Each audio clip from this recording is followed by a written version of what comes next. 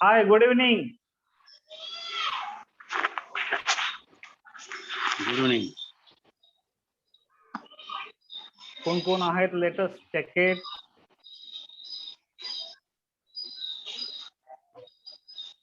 Welcome Sanjay ji, Asiya ma'am, Prakash sir, Yogesh sir, हाँ ma'am. So welcome you all. Thank you, sir. Harsha ma'am is also there. Yeah. So welcome everyone.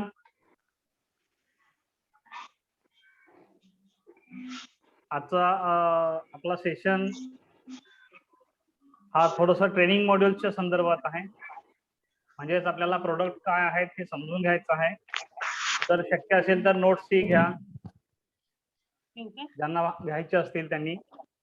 ज्यांना नोट्सची गरज नाहीये त्यांच्यासाठी नाही घेतल्या तरी चालतील, पण सगळी डिटेल्स ऑलरेडी आपल्याकडे आहेत. सगळ्यांच्याकडे स्टडी मटेरियल आहे का? म्हणजे ज्या फाईल्स आम्ही शेअर केलेल्या होत्या त्यामध्ये 3 मेन फाईल्स आहेत की ज्या आपल्याला सगळ्यांच्या सोबत शेअर करायच्या आहेत. त्या म्हणजेच फायनान्स पेअर कंपनीचा प्रोफाईल, फायनान्स पेअरची इंट्रोडक्शन आणि टॉप 20 क्लायंट्स. हे 3 मेन फाईल्स आहेत.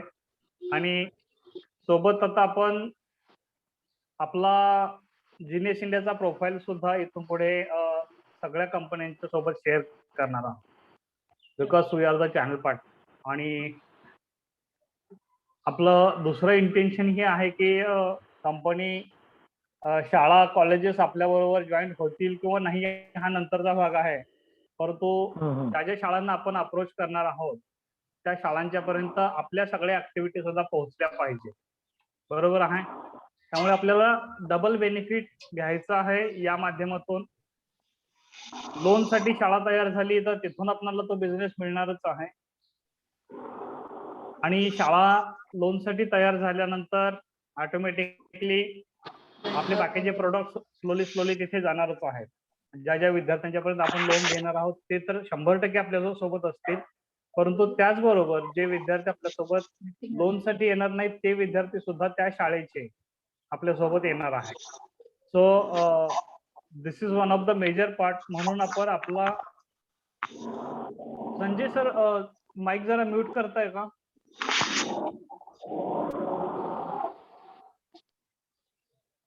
ओके, खूप डिस्टर्बन्सेस येत आहेत. सो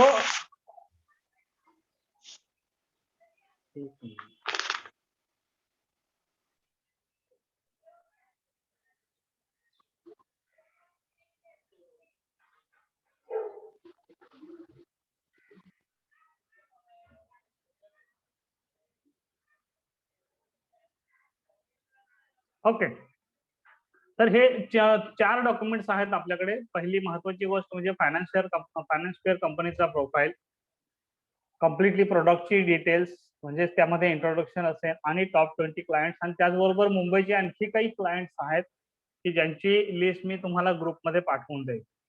ओके, ऑलरेडी मी काही शाळांची नाव ग्रुपमध्ये दिली आहेत की जे आपल्यासाठी ओपन आहेत. त्यांचा काही पार्ट कम्प्लीट झालेला आहे, काही पार्ट आपल्याकडे ओपन आहेत. जसं की ऑर्चिड इंटरनॅशनल, त्या मुंबईमधली एकही ऑर्चिड इंटरनॅशनलची शाळा लोनसाठी कनेक्टेड नाही, परंतु orchid international is already on board.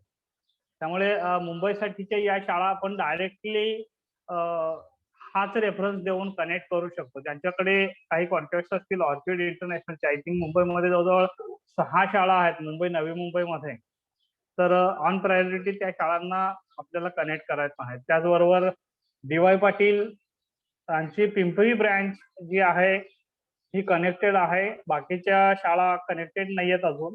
I think Sinhagad त्यांचं जे हेड ऑफिस आहे ते सुद्धा कनेक्ट होण्याच्या इन प्रोसेस मध्ये आहे. तर ऑफकोर्स मुंबईमधले जे DY पाटीलचं आहेत, नेरूळ असेल, बेलापूरचं असेल किंवा आणखी मुंबईमध्ये काही DY पाटील यांच्या जर शाळा असतील तर त्या पूर्णपणे आपल्यासाठी ओपन आहे. ओके, हा, कंपनीच्या संदर्भात कोणाचे काही डाऊट्स असतील तर जरा विचारा. कारण हा आपला ट्रेनिंग प्रोग्राम हा आजचा आपण अशाच पद्धतीने थोडंसं डिस्कशनच्या माध्यमातून घेऊन जाणार आहे. मॅक्सिमम लोकांनी काम चालू केलेलं आहे, काहींनी अजून काम सुरू नाही केलेलं.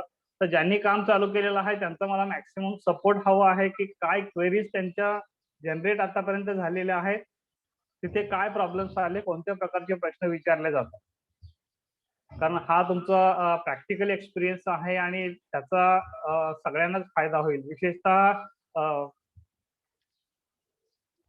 वर्षा मॅम, तुमचा जो एक्सपिरियन्स आहे, तुम्ही आता जवळजवळ 18 शाळांना आय थिंक कनेक्ट झालेले आहात आणि आता त्यांचा इथून पुढे फॉलोअप चालू आहे. काही शाळांनी ऑलरेडी ग्रीन सिग्नल दिलेला आहे. सो इतरांनी त्यांच्या काही प्रश्न असतील तर ते प्रश्न मांडायचे आहेत. त्या सगळ्या प्रश्नांची उत्तरं आज आपल्याला या ठिकाणी मिळणार आहे. सो छाया मॅम, तुमचे काही प्रश्न आहेत येऊ देत पहिला. मॅडम माईक बंद आहे, अनम्यूट करा.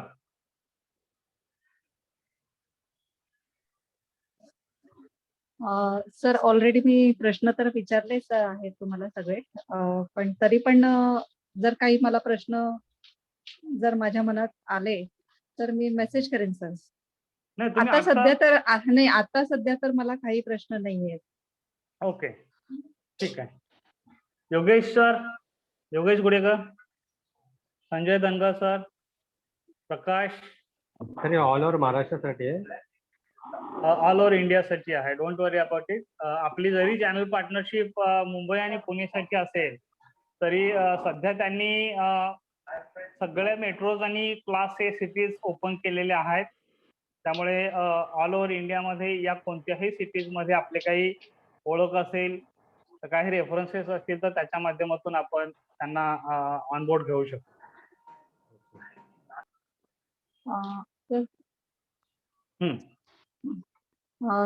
सर मला काय विचारायचं की जो डेटा तुम्ही देता प्रत्येकाला वेगवेगळं डेटा असतो, असं नको व्हायला की आता आम्ही सगळे इतके जण आहोत इथे तुमच्याकडे काम करतोय तर म्हणजे सेम शाळेमध्ये आम्ही तिथे फॉलोअप नको करायला. असं नाही होणार. ज्या शाळा मी तुम्हाला दिलेल्या आहेत त्या फक्त तुमच्याकडेच असतील, त्या इतरांच्याकडे कोणाकडेही असणार नाही. आपल्याकडे खूप मोठा डेटाबेस आहे, जवळजवळ 2000 स्कूल्स अँड क्लासेस त्यांचा डेटाबेस आहे जो आता वर्किंग मधला आहे. So don't worry about it. खेळण्यासाठी ग्राउंड खूप मोठं आहे, त्यामुळे कोणालाही डेटा रिपीट होणार नाही. असं असतं की बाबा एक माझ्याकडे 100 शाळांचा डेटा आहे तर मग मात्र तिथे मारामारी झाली असती की हा data first come first base वरती आपल्याला देता येईल. सो कमीत कमी 100-200चा डेटा तरी प्रत्येकाला मिळू शकेल, जरी आपले मेंबर्स वाढले तरी. म्हणजे अगदी 20 मेंबर जरी झाले आपल्या ग्रुपमध्ये तरी सुद्धा त्यांना प्रत्येकाला 100 शाळा आणि क्लासेसचा डेटा पुरेल एवढा डेटाबेस आपल्याकडे आहे. आणि मोस्ट ऑफ द शाळांचा डेटाबेस मध्ये त्यांच्या शाळेच्या कोणत्या तरी रिप्रेझेंटेटिव्हचा मोबाईल नंबर आपल्याकडे आहे. सो असंही नाहीये की लँडलाईनला तुम्हाला कॉल करायचं आहे आणि लँडलाईनला कॉल करून तुम्हाला नंबर घ्यायचे आहेत असंही काही नाही. डायरेक्टली तुम्हाला कोणीतरी रिप्रेझेंटेटिव्ह असेल शाळेचं जे रिप्रेझेंट करतायत, मग ते क्लरिकल स्टाफ मधले असतील किंवा ऑफिसर स्टाफ मधले असतील मॅनेजमेंट मधले, तर त्याच्या संदर्भात आपण लवकरच वर्षा मॅडम यांचा सुद्धा एक्सपिरियन्स काय आहे बघूयाच. ओके, अजून कोणाला काय प्रश्न विचारायचे आहेत? योगेश सर. काही प्रश्न आहेत कारण की माझे डाऊट तर क्लिअर झालेले आहेत आणि तुम्ही बिझी असलात तर वर्षा मॅडम तसा सपोर्ट करतात आम्हाला. Great great. वर्षा मॅडमचं पण आभार. हो. इथून पुढे वर्षा मॅडम ना ऍक्च्युली खास त्या सपोर्टसाठीच आपल्याला मॅनेज करायचं आहे. फक्त एवढंच की त्यांचा टायमिंग थोडंसं ऑड होतं कारण त्या ऑफिस टायमिंग्स मध्ये थोडंसं बिझी असतात, ऑलरेडी एका ठिकाणी काम करत असल्यामुळे. आणि जर त्यांच्या बॉस त्यांच्या बाजूला तिथे जवळपास असतील तर मात्र आपल्या क्वेरीज तिथे रिझॉल्व्ह होणार नाही. तेवढाच फक्त प्रॉब्लेम आहे. Otherwise Varsha madam is too cooperative. सगळ्यांच्या प्रश्नांची उत्तरं त्यांच्याकडे आता ऑलरेडी आहेत, एवढा एक्सपिरियन्स सुद्धा त्यांच्याकडे आलेला. असं काही नाही सर. प्रत्येक वेळेला मी तुम्हाला जेव्हा प्रश्न आला की ते लगेच तुम्हाला मेसेज टाकते मी. पण तुमचा दुसऱ्या सेकंदाला मला रिप्लाय देत असतो. त्याच्यामुळे लगेच त्यावेळेला लक्षात येतं काम असताना किंवा कॉलिंग करत असताना. पण Yeah. अजून कसं झालंय की माझं ना अजून शाळेच्या लोकांशी बोलणं झालंय. फक्त त्यांना माहिती देण्यापर्यंत झालंय.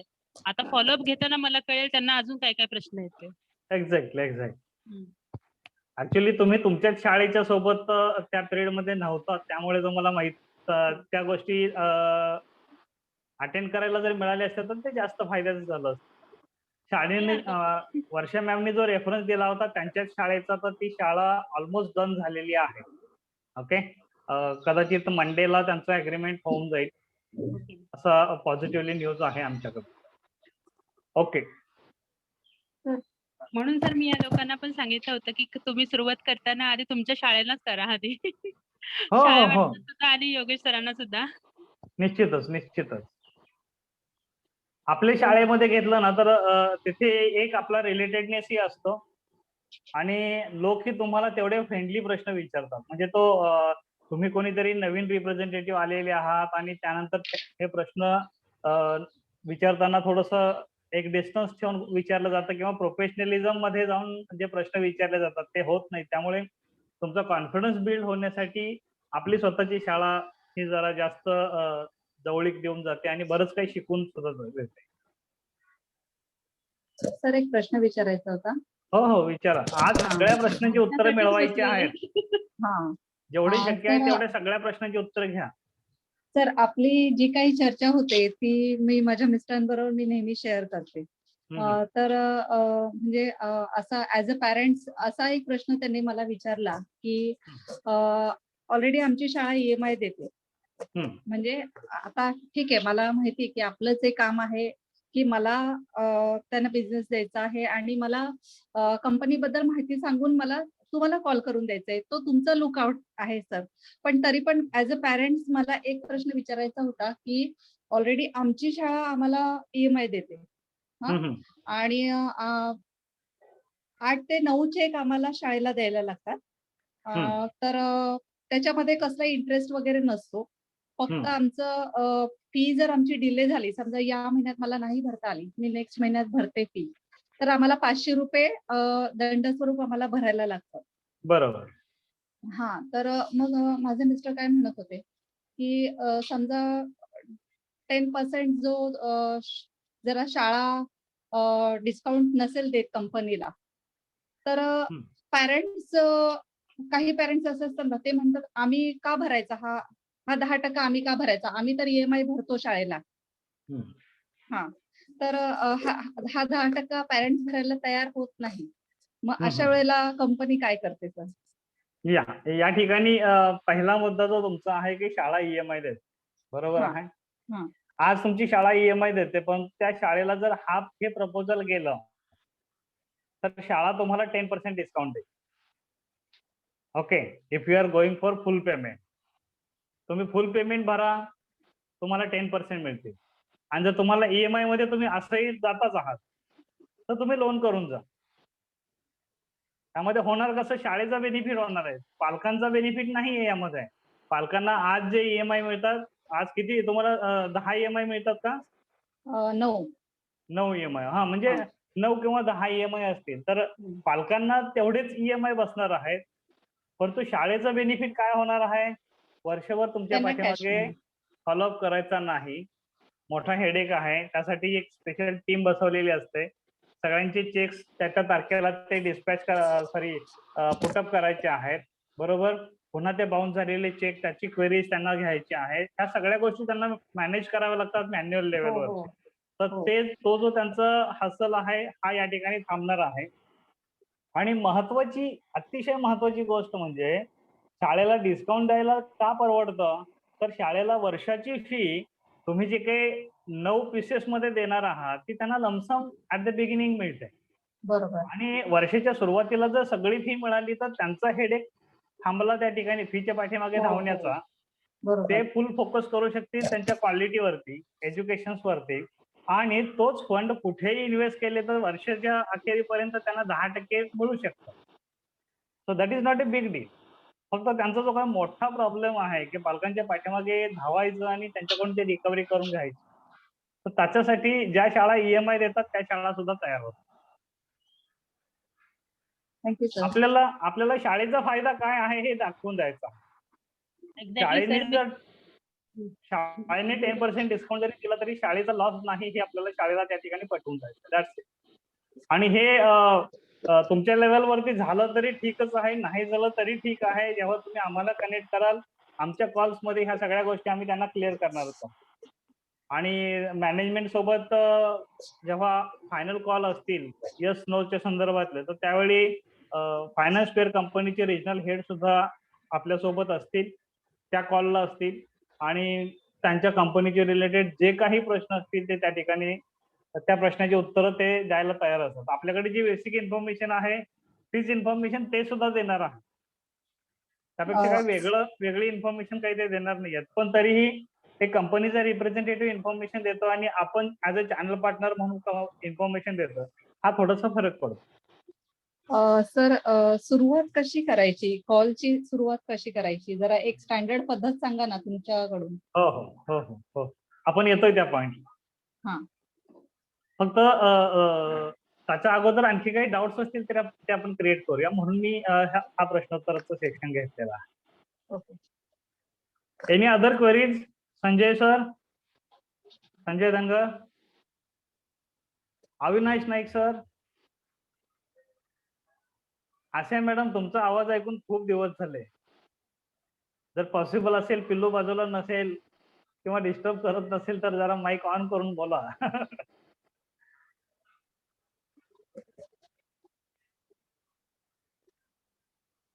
आशा मॅडम,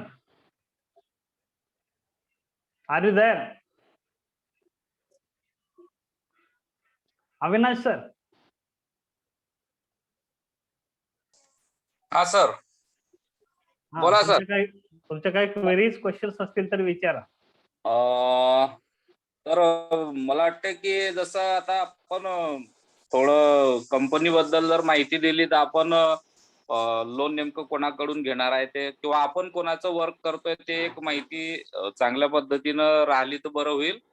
त्याच्यानंतर माझा तो मागेही मी प्रश्न केला होता सर की EMI जो आहे, आता आमच्याकडे जे लोक जे आता मी पण अनुभवतो, मी क्लासेस क्षेत्रात असल्या कारणाने मला थोडं त्याचा अनुभव असल्या कारणाने मी थोडं त्या बाबतीत मुद्दाम परत विचारतोय की EMI जर नाही भरले पॅरेंट्स लोकांनी,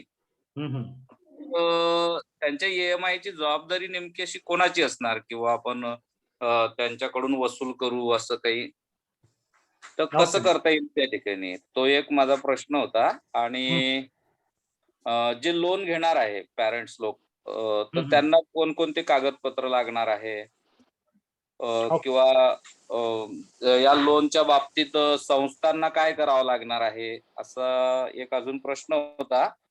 आणि आपला संस्थेबरोबर जनरली किती वर्षाचा करार होईल? जसं आता आपण सुरुवात केली तर जसं आता पहिल्या वर्षी समजा आम्ही इन्व्हॉल्व्ह होऊ, तुमच्यापर्यंत पूर्ण डाटा येईल आणि नंतर बा आम्हाला त्याच्यातून काढून टाकण्यात येईल का, की काही असं,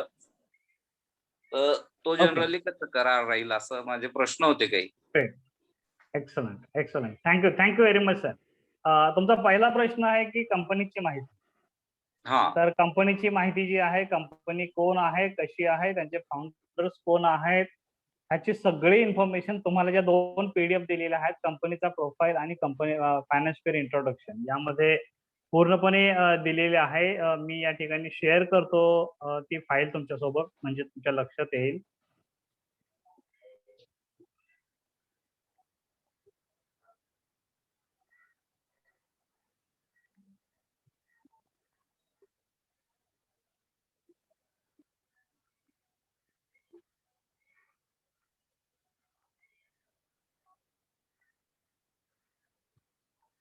मला इथे ऍक्सेस मिळत नाही.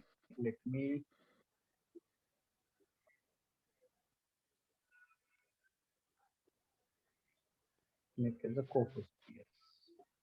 ओके. तर मी इथे शेअर करतो तो स्क्रीन, म्हणजे तिथे तुमच्या लक्षात येईल. हा पहिला जो पार्ट आहे हा कंपनी प्रोफाईल, ही फाईल तुमच्याकडे आहे. सगळ्यांच्याकडे स्क्रीन दिसते माझी? हो. ओके. तर ही जी फाईल आहे या फाईलमध्ये 16 पेजेसची ही स्लाइड शो आहे. या स्लाइड शो मध्ये फायनान्स पेअर ग्रो टुगेदर असं लिहिलेलं आहे. इथे इंट्रोडक्शन आहे. 2017ची कंपनी आहे, मुंबई बेस्ड आहे. ओके. आणि फोर्ब्स मध्ये लिस्टेड आहे. विशेष म्हणजे Google incubated school K-12 fee financing company आहे. दुसरी महत्वाची गोष्ट म्हणजे ही कंपनी RBI अप्रूव्ड आहे. कंपनीचं व्हिजन आणि मिशन सुद्धा या ठिकाणी दिलेलं आहे, to secure holistic education globally आणि to be a global company that fosters growth of educational institution science students world wide. Core values आहेत या ठिकाणी 6.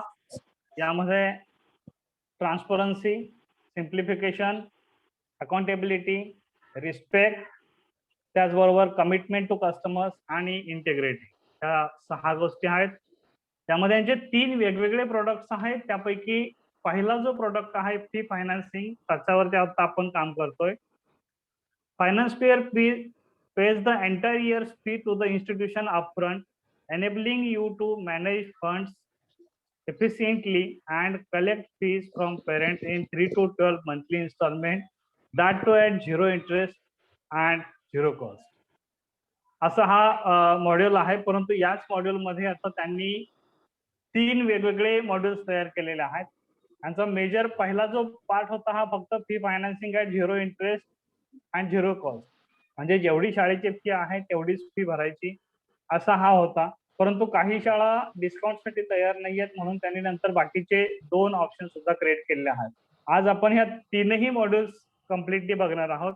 दुसरं यांचं प्रोडक्ट आहे P2P लेंडिंग. P2P लेंडिंग मध्ये काय आहे, तर as an investor you can enable people, लोकांना तुम्ही फंडिंग करण्यासाठी सुद्धा या ठिकाणी इन्व्हाइट करू शकता या कंपनीमध्ये. पण सध्या आपण या गोष्टीवरती फोकस करणार नाही. आपण कोणाही इन्व्हेस्टरला या कंपनीमध्ये पैसे इन्व्हेस्ट करा म्हणून आपण सांगणार नाही. आणि तिसरं आहे फायनान्स ED. हा जो आहे हा त्यांचा सॉफ्टवेअर पार्ट आहे आणि सध्या तो सुद्धा आपण कनेक्ट करणार नाही, कारण प्रत्येक शाळा आणि कॉलेजेसमध्ये त्यांचा स्वतःचा ERP आहे.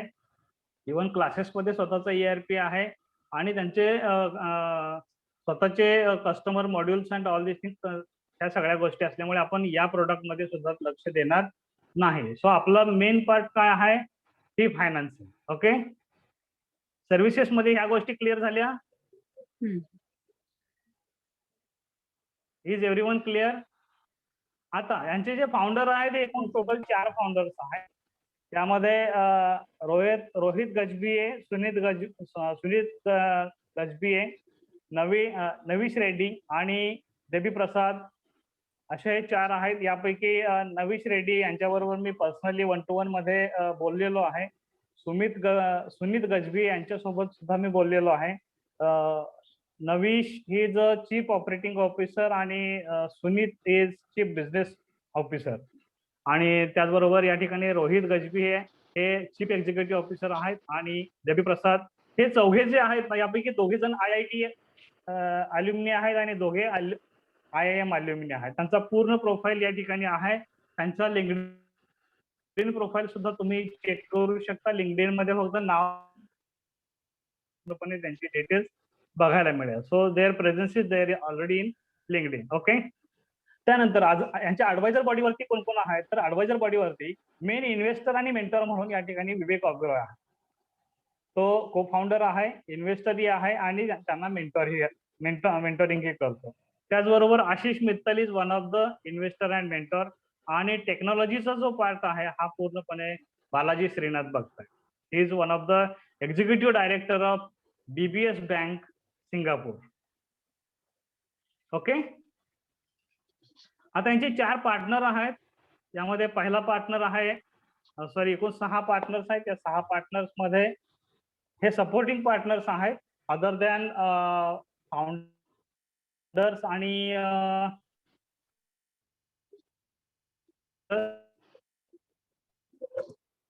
सलमान खान, आवाज सर ब्रेक होतोय. शेखर सुमन, विवेक ओबेरॉय, दूसरा है शेखर सुमन, तीसरा है Ratan Bansode, he is x commissioner and he is one of my friend also. Bhavin Shah, he is also one of my friend and director of education world. Bhavish शहांना मी गेली 6-7 वर्ष पर्सनली ओळखतो आणि ह्या दोघांच्यामुळेच आपल्याला विदाउट एनी व्हेरिफिकेशन आपलं कोणतंही व्हेरिफिकेशन न करता ऑफिसचं वगैरे आपल्याला चॅनल पार्टनरशिप मिळालेली आहे. बिकॉज त्यांच्या पार्टनर्स मधले दोघे जण मला पर्सनली ओळखतात. So this is one of the advantage for us. आणि म्हणून आपल्याला सपोर्टसाठी डायरेक्ट रिजनल हेड आपल्याला दिलेले आहेत. Okay, so fifth one is Chandan Anand. यांचे दरवर्षी वर्ल्ड एज्युकेशन सुमित इंटरनॅशनल लेवलवर यांचं खूप मोठं शैक्षणिक एक्झिबिशन होतं. आणि त्याचबरोबर पुढे आहेत Sachin Gupta, he is consultant of Brainfield magazine. हे 5-6 या ठिकाणी एक ऍडिशनल पार्टनर पण आहेत. क्लायंट्स मध्ये आर्चिड इंटरनॅशनल आहे.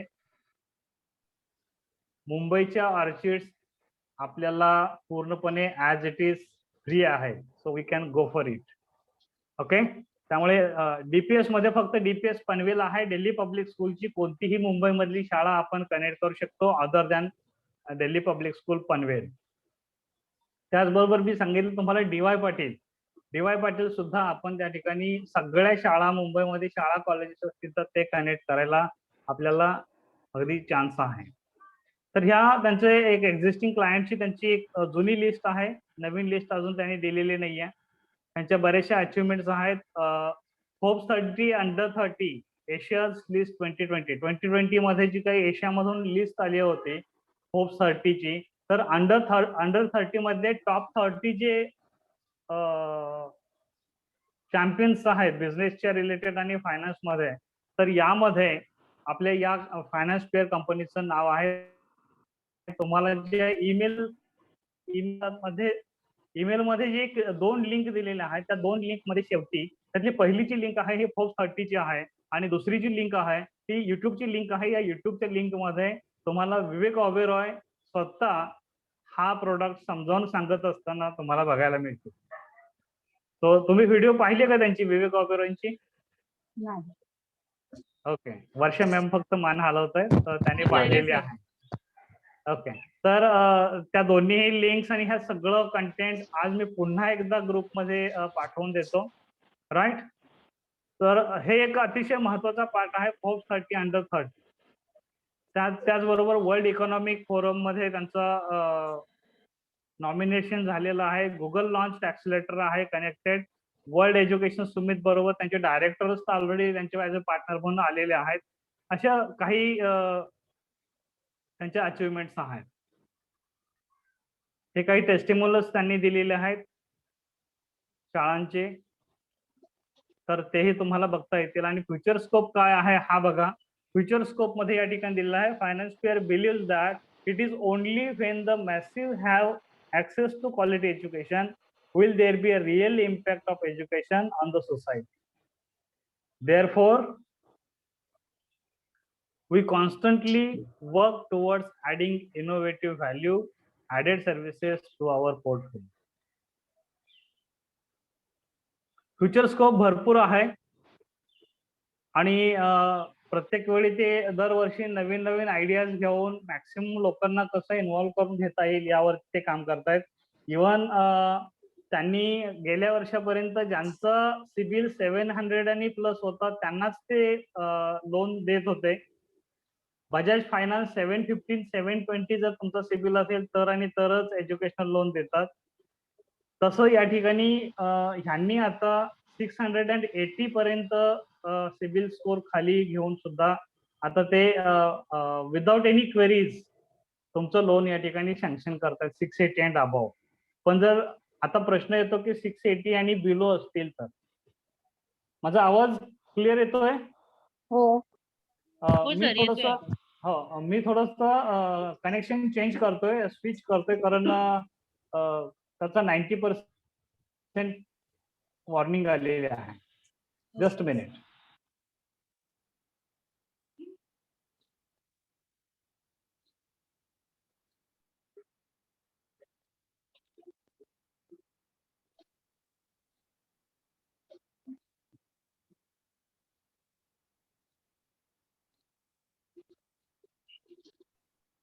हॅलो, एम आय ऑडिबल नाव?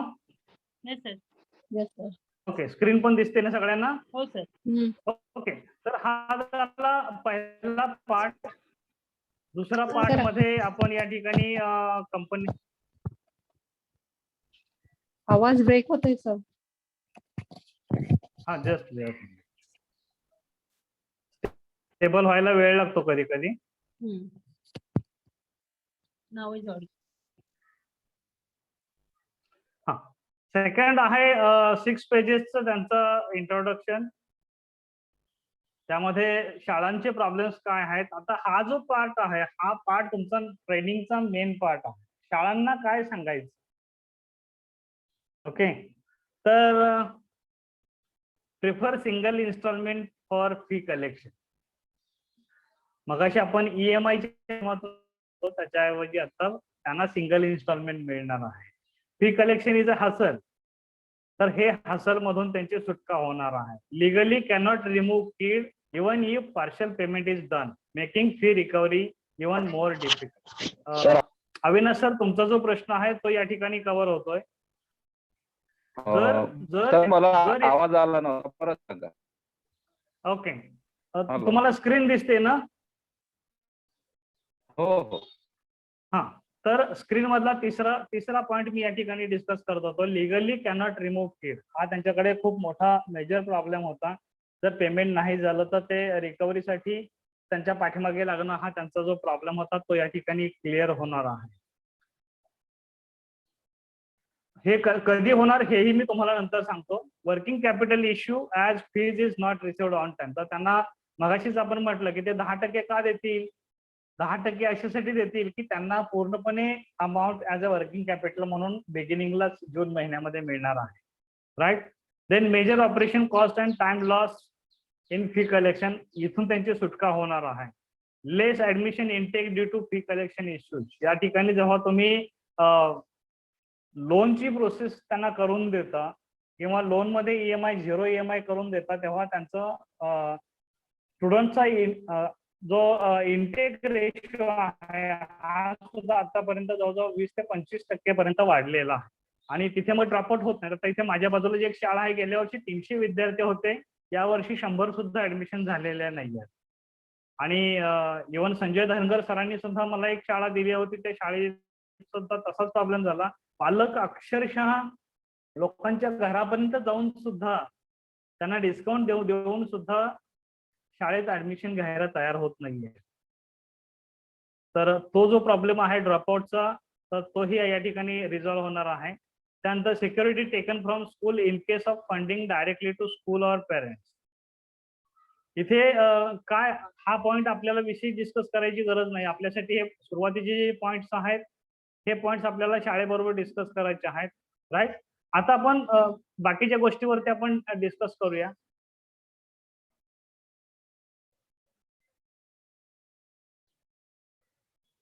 ह्या सगळ्या ऑफर्स दिलेल्या आहेत. या ऑफर्स ऑलरेडी आपल्याला माहित आहेत. Entire fee paid upfront covers all payments. म्हणजे फक्त शाळेचीच फी नाही आहे, तर त्यांचं बसची फी असेल, आणखी काही त्यांचे ड्रेसची फी असेल, स्पोर्टची फी असेल, एनी अदर फीज, हे सगळं कंबाईन करून सुद्धा इन्क्लुडिंग इव्हन काही रेसिडेन्शियल स्कूल्स आहेत किंवा कॉलेजेस आहेत तर त्यांचे हॉस्टेल चार्जेस सुद्धा या ठिकाणी लोन साठी इन्क्लूड केले जातात. तर ह्या सगळ्या गोष्टी आहेत. आणि अतिशय महत्वाचं म्हणजे insurance coverage provided to student. Insurance coverage काय आहे, तर एकदा एखादी शाळा जर आपल्या बरोबर या ठिकाणी कनेक्ट झाली, ऑनबोर्ड झाली आणि त्या शाळेच्या काही विद्यार्थ्यांनी जर लोन घेतलं असेल आणि लोन पे करणारी जी काही अथॉरिटी घरातली व्यक्ती आहे, त्या व्यक्तीला ऍक्सिडेंट झाला किंवा आणखी काही नॅचरल डेथ असेल, ऍक्सिडेंटल डेथ असेल किंवा एनिथिंग, आणि त्यांचा जर अर्निंग सोर्स स्टॉप झाला, तर तो मुलगा त्या शाळेत जोपर्यंत शिकतो तोपर्यंत त्याला कोणतीही फी भरायची नाही किंवा त्याने घेतलेलं लोन सुद्धा त्याला रिपे करायचं नाही. हे पूर्णपणे कंपनीचे त्या इन्शुरन्स कव्हरेज मध्ये इन्क्लुडेड आहे. सो हा एक अतिशय महत्वाचा पॉइंट या ठिकाणी इन्शुरन्स कव्हरेजचा आपण पालकांच्यासाठी देऊ शकतो. आणि ऍक्च्युली जोंधळे हायस्कूलमध्ये याच एका पॉइंट्स वरती त्यांचे ट्रस्टी त्यांनी इमिडिएटली येस म्हणून सांगितलं, कारण हा अतिशय महत्वाचा पॉइंट आहे आणि यामध्ये त्यांना कोणताही ऍडिशनल फीज चार्ज केली जात नाही. म्हणजे त्यांचा इन्शुरन्स अमाऊंट असेल, आपण नॉर्मल कोणतंही लोन घेतला आणि त्याला इन्शुरन्स कनेक्ट केला तर त्याचे ऍडिशनल चार्जेस लागतात. तसं इथे या फीज मध्ये कोणतेही चार्जेस, हिडन चार्जेस किंवा कोणतेही इन्शुरन्सचे चार्जेस ऍड केले जात नाही. राईट. त्यानंतर एनी तिकीट साईज, म्हणजे शाळेला किती शाळेची फी आहे वगैरे, मॅक्सिमम असं काहीही त्यांनी तिकीट साईज ठेवलेले नाही. So that is also one of the major part आपल्याला या ठिकाणी बघायला मिळेल. राईट. बाकी सगळे पॉइंट्स ऑलमोस्ट आपण कव्हर केलेलेच आहेत. पुन्हा एकदा तुम्ही बघून घ्या सगळे, म्हणजे तुमच्या लक्षात येईल. जम्बो किड्स सुद्धा पोद्दारचं जम्बो किड कनेक्टेड आहे, पण त्यामध्ये सुद्धा सगळे जम्बो किड्स नाही आहेत, कारण पोद्दारचं जम्बो किड जे आहे फ्रँचायझी मॉडेल्स मध्ये असल्यामुळे काही जम्बो किड्स गेलेले आहेत, तर त्याचा फायदा घेऊन आपण मुंबईमधले बाकीचे जम्बो किड्स मुंबई पुण्यामधले कनेक्ट करू शकतो. आणि Avinash sir, it is not necessary की तुम्ही मुंबईमध्ये किंवा पुण्यामध्ये नाहीये तरी सुद्धा तुम्ही मुंबई पुण्यामधल्या शाळा आणि कॉलेजेसना टार्गेट करू शकता. आम्ही तिथला डेटाबेस तुम्हाला प्रोव्हाइड करू. अर्निंग सोर्स म्हणून तुम्ही तुमच्या क्लासेससाठी आपण प्रयत्न करूया आणि तुम्ही इकडे मुंबई आणि पुण्यामधल्या शाळांना कनेक्ट करण्यासाठी सपोर्ट करा. Is okay. आमच्या एरियात नाही करू शकत काय सर? ऍक्च्युली तुमच्या एरियामध्ये रिप्रेझेंटेटिव्ह नाहीये आणि तुमचं ते कोणत्या रेंज मध्ये बसते तुमची सिटी, तुमचं district? Class A, class B, class C? आता ते बघावं लागेल सर, ते नाही माहित मला, ते कल्पना नाही. तर त्यामुळे तिथल्या शाळांना ती संधी आज ऑफ नाव तरी आपण इमिडिएटली नाही देऊ शकत. त्यांच्याबरोबर आपल्याला डिस्कशन्स करावे लागतील. पण त्यांनी दिलेल्या लिस्टनुसार आपल्याला मुंबई आणि मी पूर्ण महाराष्ट्रासाठी त्यांना बोललो होतो, पण ते बोलले की महाराष्ट्रामध्ये सगळीकडे आपल्याला ह्या सोयी देता येणार नाहीयेत. सध्या जरी आपण महाराष्ट्रामध्ये मुंबई, पुणे, नागपूर ह्या 3 ठिकाणी आपल्याला कनेक्शन आपल्याला देता येते. ओके. पण तुमची actually as a special case म्हणून आपण त्यांच्याकडून करून घेऊया, because you are associated to Genius. That's it. असा हा या ठिकाणी मेन आपला पार्ट झालेला आहे. कंपनीची इंट्रोडक्शन, कंपनीचा प्रोफाईल. त्याच्या संदर्भात तुमच्या काही डाऊट्स असतील, क्वेरीज असतील तर विचारू शकता. कंपनीबद्दल पूर्ण माहिती मिळाली का, किंवा आणखी काही त्याच्यासंदर्भात तुमचे काही प्रश्न असतील तर ते विचारू शकता. Before going ahead. बोला मॅडम, माईक ऑन करा. छाया मॅम, माईक ऑन करा. हॅलो. हा बोला. सर, जे एनी तिकीट्स बद्दल तुम्ही काही सांगत होतात ना, तर ते एनी तिकीट्स काय? एनी तिकीट्स म्हणजे फीस किती असावी, किती नसावी, मिनिमम किती फी घेणार, मॅक्सिमम किती फीस घेणार, तर त्याचं काही ऍज ऑफ नाव तसं काहीही लिमिट नाहीये. जर इव्हन आता मी माझ्या मुलाच्या शाळेबद्दल सुद्धा त्यांना विचारलं, त्यांची टोटल फी जी आहे काहीतरी 1200 रुपीज, 1500 रुपीज पर मंथ आहे. ओके. आणि टोटल काहीतरी 18,000 20,000 पर्यंत येते. तर बोलले काही प्रॉब्लेम नाहीये, आपण 15,000च्या वरची फी असलेली सगळ्या शाळा कॉलेजेस आपण कनेक्ट करू शकतो. मॅक्सिमम किती, तर मॅक्सिमम साठी सुद्धा काही लिमिट नाही. बोलले की 5 लाखापर्यंत, कमीत कमी 5 लाखापर्यंत आतापर्यंत त्यांनी केलेलं आहे. त्यामुळे जे प्रायव्हेट इंजिनिअरिंग कॉलेजेस आहेत की ज्यांची फी 3 लाख 5 लाख आहे, किंवा MBA चे कॉलेजेस आहेत, बिझनेस मॅनेजमेंटचे जे काही कॉलेजेस आहेत, त्यांना आपण टार्गेट करू शकतो. त्यांचे तिकीट साईज हे 3 लाखापासून 5 लाखापर्यंत असते. एका विद्यार्थ्यांची फी त्यांची 3 लाख ते 5 लाख असते. आणि तिथे ऍडमिशन घेणारे पालक हे देण्याच्या मनस्थितीमधले असतातच, आणि त्यांचा तेवढा इन्कम असतो, म्हणूनच ते तेवढे पैसे त्या ठिकाणी देतात. कोणीही कर्ज काढून त्या ठिकाणी पैसे टाकत नाही. त्यांच्याकडे तेवढं बऱ्यापैकी त्यांनी एक तर सेव्हिंग केलेलं असतं. हजबंड वाईफ चांगल्या पोस्ट वरती नोकरीला असतात, म्हणूनच ते प्रायव्हेट इंजिनिअरिंग कॉलेजचा वगैरे विचार करतात, किंवा प्रायव्हेट बिझनेस स्कूलचा विचार करतात. आणि राहिला मुद्दा सीबीएसई आयसीएसई, ऑफकोर्स ज्यांची कॅपॅसिटी आहे असेच पालक शक्यतो आयसीएसई कडे वळतात, ज्यांना फी परवडते किंवा ते देऊ शकतात असं ज्यांना वाटतात तेच तिकडे जातात. नॉर्मल पेरेंट्स, आपला ऑर्डिनरी पेरेंट जो आहे, ज्यांचं 15,000, 20,000, 30,000 मिळवणारे जे पालक आहेत हे कधीही आयसीएसईचा विचार करत नाही. So don't worry about it की त्यांचे पालक देऊ शकतील का. त्यांची कॅपॅबिलिटी आहे म्हणूनच त्यांनी त्या शाळेमध्ये ऍडमिशन घेतलेलं आहे. त्यामुळे त्याचं टेन्शन आपल्याला घ्यायचं नाहीये. ती शाळा बघून घेईल, त्यांचं रिकव्हरी करण्यासाठी त्यांच्याकडे वेगवेगळे ऑप्शन्स आहेत. ओके, सो इथपर्यंतची आयडिया क्लिअर झाली. हो सर. आता मी तुम्हाला 3 वेगवेगळे मॉड्यूल सांगणार आहे. पहिला मॉड्यूल आपण मगाशी पाहिला होता की 0 इंटरेस्ट, बरोबर ना, 0 इंटरेस्ट ईएमआय, म्हणजे त्यांना जी शाळेची फी आहे तेवढ्याच फी मध्ये त्यांना 3 ते 10, 3 ते 12 असे ईएमआय त्यांना कन्वर्ट करून दिले जाणार आहे.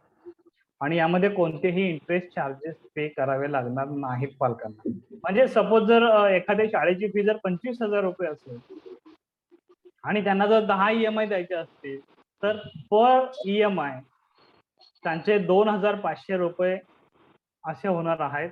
त्यापैकी पहिला ईएमआय त्यांना लोन अप्रुव्हल झाल्यानंतर द्यावा लागतो आणि तो झाल्यानंतर शाळेची पूर्ण फी शाळेला क्रेडिट होते, तोपर्यंत क्रेडिट होत नाही.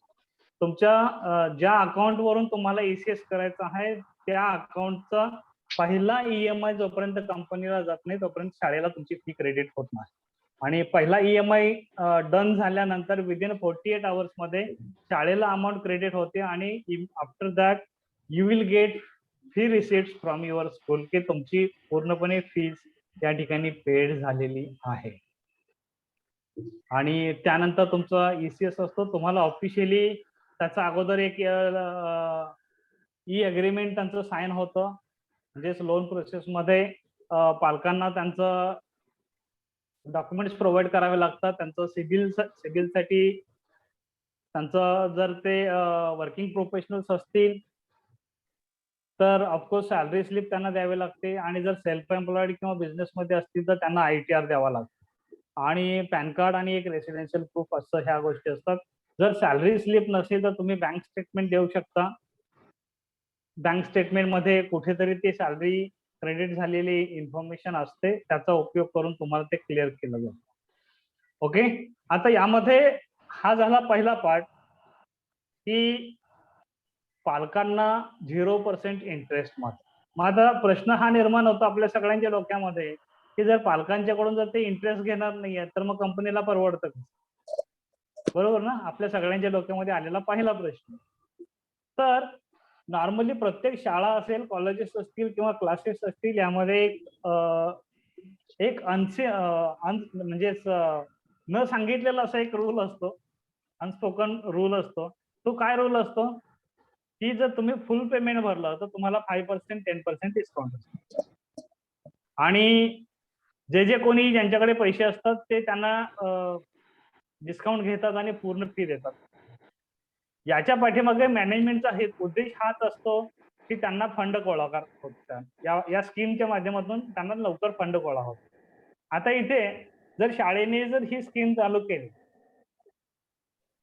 शाळेने जर लोन प्रोसेस चालू केली आणि त्यांना वाटलं की नाही जे ऑलरेडी पे करणारे लोक आहेत त्यांच्याकडून आपण फुल पे घेऊन त्यांना डिस्काउंट देऊ, नो इश्यू, ते देऊ शकतात. आणि जे राहिलेले लोक आहेत जे EMI मागतात त्यांना लोन मध्ये कन्वर्ट करायचं. आता जे फुल पे करतात त्यांना त्यांनी 10% डिस्काउंट दिलेलाच आहे. तोच 10% डिस्काउंट तिकडे कंपनीला देतात, फायनान्स कंपनीला देतात. आणि फायनान्स कंपनी काय करते तर सपोज 25,000 रुपये फी असेल तर 25,000 रुपयावरती 2,500चा असा EMI त्यांचा 10 महिन्यासाठी कम्प्लीट झाला. आणि जेव्हा शाळेला पैसे द्यायचे आहेत तेव्हा मात्र 22,500 रुपये कंपनी शाळेला देते. म्हणजे 2,500 रुपये 10%. आपण कॅल्क्युलेशनसाठी 10% म्हटलेलं आहे, त्याचे व्हेरिएशन्स आहेत, त्याचा चार्ट मी तुमच्याकडे तुम्हाला पाठवून देईल. त्या चार्टमध्ये त्या सगळ्या गोष्टी दिलेल्या आहेत की किती टक्के डिस्काउंट जर दिला तर त्यांना किती EMI द्यावा लागणार आहे. ओके, म्हणजे 3 EMI द्यायचे, 3 3 महिन्यामध्ये रिपेमेंट असेल तर इंटरेस्ट कमी आहे. 6 EMI असतील तर त्याचा इंटरेस्ट थोडा वाढणार आहे. 9 EMI असतील तर थोडा इंटरेस्ट वाढणार आहे. 12 EMI असतील तर इंटरेस्ट वाढणार आहे असं. हा बोला. सर इथे रिड्युसिंग बॅलन्स मेथड असेल का? नाही, तुम्हाला इंटरेस्टच नाही तर रिड्युसिंग बॅलन्स कसं काय येणार? Okay okay. पण समजा इंटरेस्ट आता तुम्ही सांगताय की शाळेने जर डिस्काउंट नाही दिला तर मग नाही, त्यावेळेला कंपनी तो त्यावेळी विचारा. तुमचा प्रश्न त्यावेळी विचारा. आता आपला मॉड्यूल जो आहे हा वेगळा आहे. ओके, आताच्या मॉड्यूल मध्ये पेरेंट्स 0% इंटरेस्ट देत आहेत. माझा 25,000 रुपयाची फी आहे. 10 EMI मध्ये मी पे करतोय 2,500 रुपये पर मंथ. त्यामुळे इथे इंटरेस्ट नाही तर तुम्हाला रिड्युसिंग बॅलन्सचा काय प्रश्न नाहीये. प्रत्येक महिन्याला तुम्हाला 2,500 भरायचे आहेत आणि ते तुम्हाला 5 तारखेपासून 10 तारखेपर्यंत जी काही तुमची EMI ची डेट असेल त्या डेटला भरायचे आहे. पहिला मॉड्यूल क्लिअर झाला सगळ्यांना? सर पुन्हा एक प्रश्न. हा सर बघा आता सिव्हिल एखाद्याचं क्लिअर आहे, त्याचा लोन पण सँक्शन झालेला आहे. पण कधी कधी परिस्थिती अशी येते सर की एखादा EMI म्हणजे मिस होतो, वेळेत भरला जात नाही. मग अशा वेळेला काही फाईन वगैरे काय असतं का त्यांना, पालकांना? तो as per company norms and all this things तो असणार आहे. ते तो त्या अग्रीमेंट्स मध्ये पालकांचे दिलेलं असतं आणि ते अग्रीमेंट आपण प्रत्येक जण साईन करतो.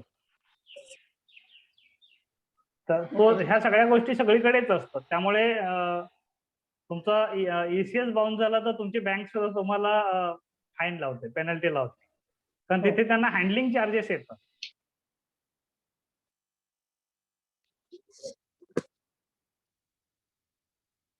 ऍडिशनल एफर्टचे लागतात बँकांना सुद्धा. त्यासाठी बँका सुद्धा त्यासाठी तुम्हाला ECS बाउन्स झाला किंवा चेक बाउन्स झाला तर त्याचे चार्जेस लागतात. ओके, ह्या ऍज पर RBI रूल्स जे आहे ते असणारच आहे.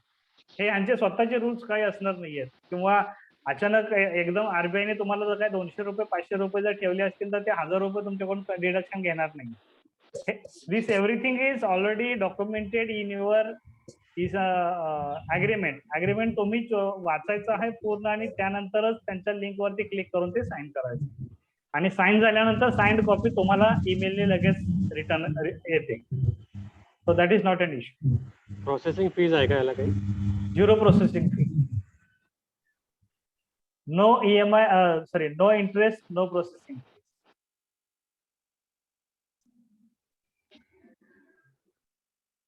हा पहिला पार्ट झाला, पहिला ऑप्शन झाला की ज्यामध्ये शाळा डिस्काउंट देते आणि पालकांना कोणत्याही पद्धतीचा इंटरेस्ट पे करावा लागत नाही आणि म्हणून याला आपण डिस्काउंट मॉडेल असं म्हणतो. 0% इंटरेस्ट EMI चं डिस्काउंट मॉडेल. सो याच्यामध्ये काय कोणाला डाऊट्स आहेत का? काही पॉईंट कळाले नाहीत असं कोणी आहे?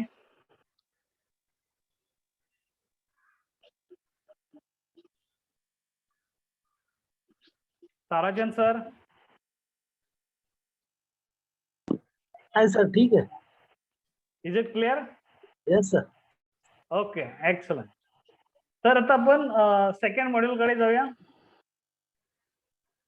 सेकंड मॉड्यूल आहे इंटरेस्ट मॉड्यूल. इंटरेस्ट मॉड्यूल मध्ये काय आहे की बऱ्याच शाळा तुम्हाला म्हणतील की नाही आम्हाला हे पॉसिबल नाही डिस्काउंट देणं, आमचे सगळे पालक आम्हाला फुल फी देतात, आमचा फीचा इश्यूच नाही. ओके, पहिली गोष्ट म्हणजे जर त्यांच्या शाळेचं जर इश्यूच नाहीये फीचा तर ते आपल्या बरोबर पहिली गोष्ट म्हणजे कनेक्ट होणार नाही. आणि मग अशा शाळांच्यासाठी एक नॉमिनल त्यांनी ठेवलेला आहे की जो काही इंटरेस्ट असेल तो इंटरेस्ट त्यांचे पेरेंट्स पे करतात.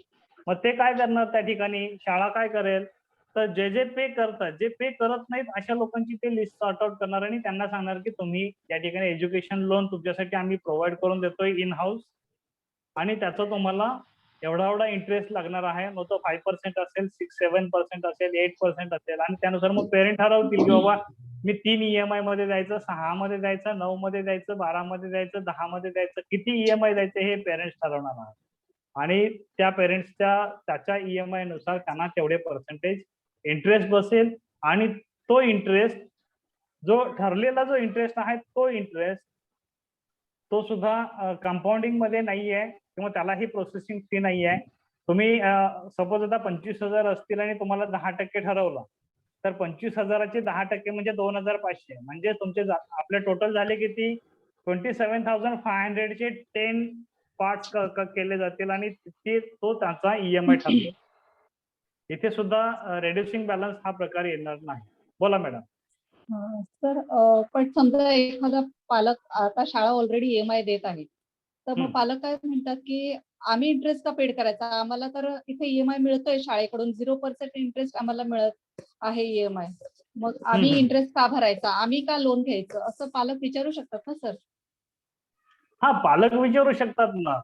पालकांना विचारण्याचा काही प्रॉब्लेमच नाही, पालक विचारू शकतात. परंतु नाही पण शाळा इथे काही शाळा पालक त्यांना घ्यायला convince- तयार होणार नाही ना सर, म्हणजे असं. हो ना, पण की- त्यावेळी जेव्हा ह्या स्कीम्स शाळेमध्ये जातील तेव्हा शाळा 0% EMI थांबवणार त्या ठिकाणी. जेव्हा त्यांना कारण 0% EMI मध्ये आज शाळेचा लॉस आहे. तुम्ही 9 EMI मध्ये शाळेची फी देताय, शाळेला फंड मिळतो का? नाही मिळत. शाळेला अपफ्रंट मध्ये फंड मिळत नाही. तुमच्या पाठीमागे चेसिंग करावं लागतं 9 महिने, तेव्हा त्यांची फी रिकव्हरी होते. परंतु जर त्यांनी या पद्धतीने केलं तर शाळेला पहिल्याच महिन्यामध्ये पूर्णपणे 100% फी येणार आहे आणि इंटरेस्ट पालकांच्या वरती जाणार आहे. शक्यतो शाळा असं करत नाहीये, कारण त्यांना जेव्हा फंडिंग अवेलेबल होतोय 100%, तेव्हा ऑटोमॅटिकली डिस्काउंट मोड साठी जातात शाळा.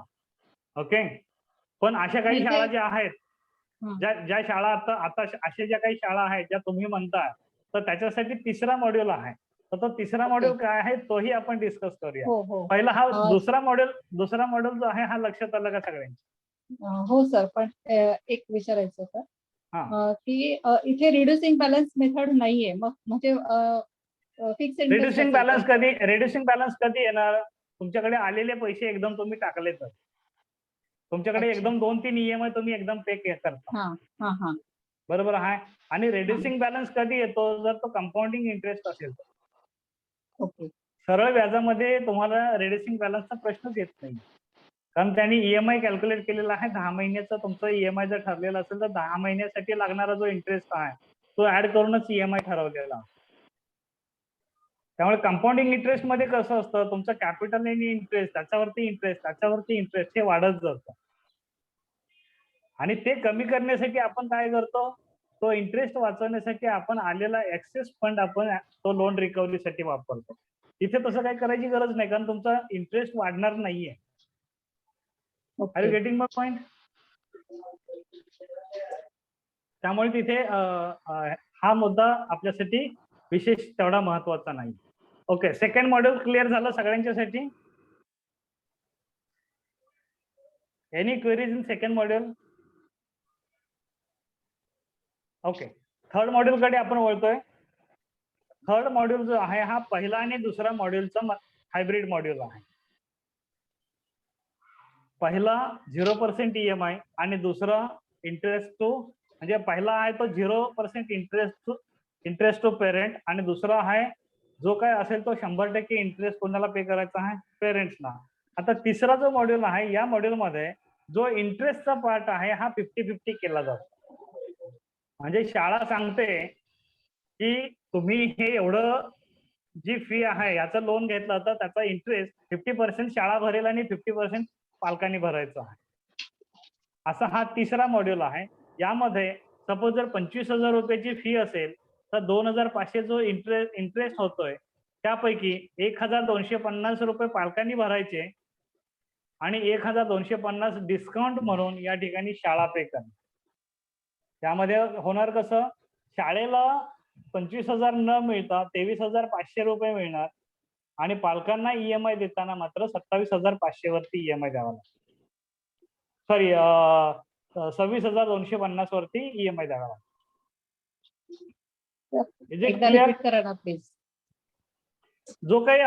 जो काही इंटरेस्टचा पार्ट आहे, आता सपोज 1 लाख, आता तुमच्यासाठी मी कॅल्क्युलेशन सांगतो. 1 लाख रुपये फी आहे, बरोबर. 1 लाख रुपये फी आणि 10 EMI असते. सपोज कन्सिडर करू आपण 10%, तर इंटरेस्ट किती झाला? 10,000, बरोबर. जर 10,000 EMI इंटरेस्ट झाला तर 5,000 पालकांनी द्यायचा आणि 5,000 शाळेने भरायचं. ओके, मग पालकांची अमाऊंट किती झाली? 1,05,000.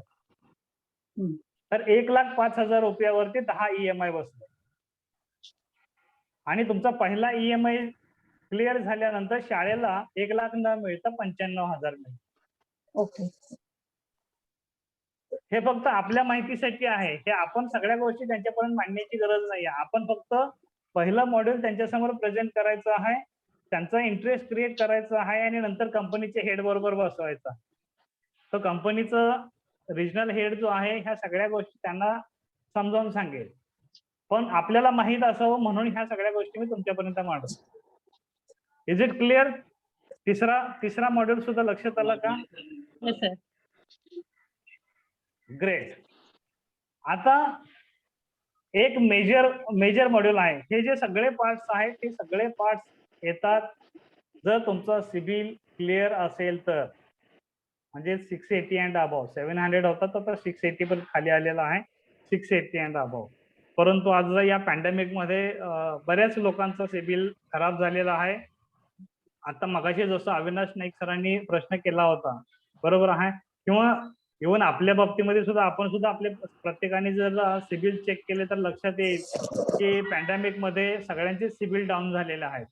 इव्हन माझा सुद्धा सिबिल 770 वरून आज 690 पर्यंत आलेला आहे. तो ऑफकोर्स बिलो 700 आलेला आहे असं आपल्याला म्हणता येईल. म्हणजे आपण कितीही मेंटेन करायचं म्हटलं तर या पॅन्डेमिक मध्ये मागच्या सव्वा वर्ष 1.5 वर्षामध्ये काही ना काही कुठे ना कुठेतरी आपले चेक बाउन्स होणं असतील किंवा EMI स्टॉप असतील किंवा 1-2 थांबलेले आहेत, नंतर आपण बाउन्स झाल्यानंतर पुन्हा ते दिलेले आहेत आणि बँकांनी कोणत्याही पद्धतीचा आपल्याला सपोर्ट केलेला नाही. बँकांनी एक जरी EMI बाउन्स झाला, 2 दिवसासाठी जरी बाउन्स झाला असेल तरी लगेच त्याचं नोटिफिकेशन देऊन ते सिबिलला इंटिमेट केल्यामुळे सगळ्यांचे प्रॉब्लेम झालेले आहेत आणि फायनान्शियल इन्स्टिट्यूटला सुद्धा माहिती आहे की हे सगळे प्रॉब्लेम्स क्रिएट झालेले आहेत. तर या ठिकाणी काय, तर या ठिकाणी शाळा जबाबदारी घेते की आम्ही रिकव्हरी करून देऊ. ओके, त्यासाठी काय करावं लागतं, तर शाळेला शाळेचा बॅलन्स शीट कंपनी बरोबर शेअर करावा लागतो की बाबा आमचे दरवर्षी एवढं फंडिंग होतं, म्हणजे आमची फी कलेक्शन किती होते, तर एवढे त्यांची तिकीट साईज किती आहे, नंबर ऑफ स्टुडंट किती आहे, टोटल फंड किती क्रिएट होतं, आणि हे त्यांच्याबरोबर दाखवून त्यांना शाळेचा ITR शेअर करावा लागतो. आणि शाळेकडून एक अग्रीमेंट होतं की शाळेची जी फी आहे ही तुम्ही सांगाल त्या विद्यार्थ्याची आणि सांगाल तेवढी फी जी तुमची जी काही फी आहे ती 100% आम्ही पास करू. एकाही विद्यार्थ्याचं रिजेक्शन होणार नाही.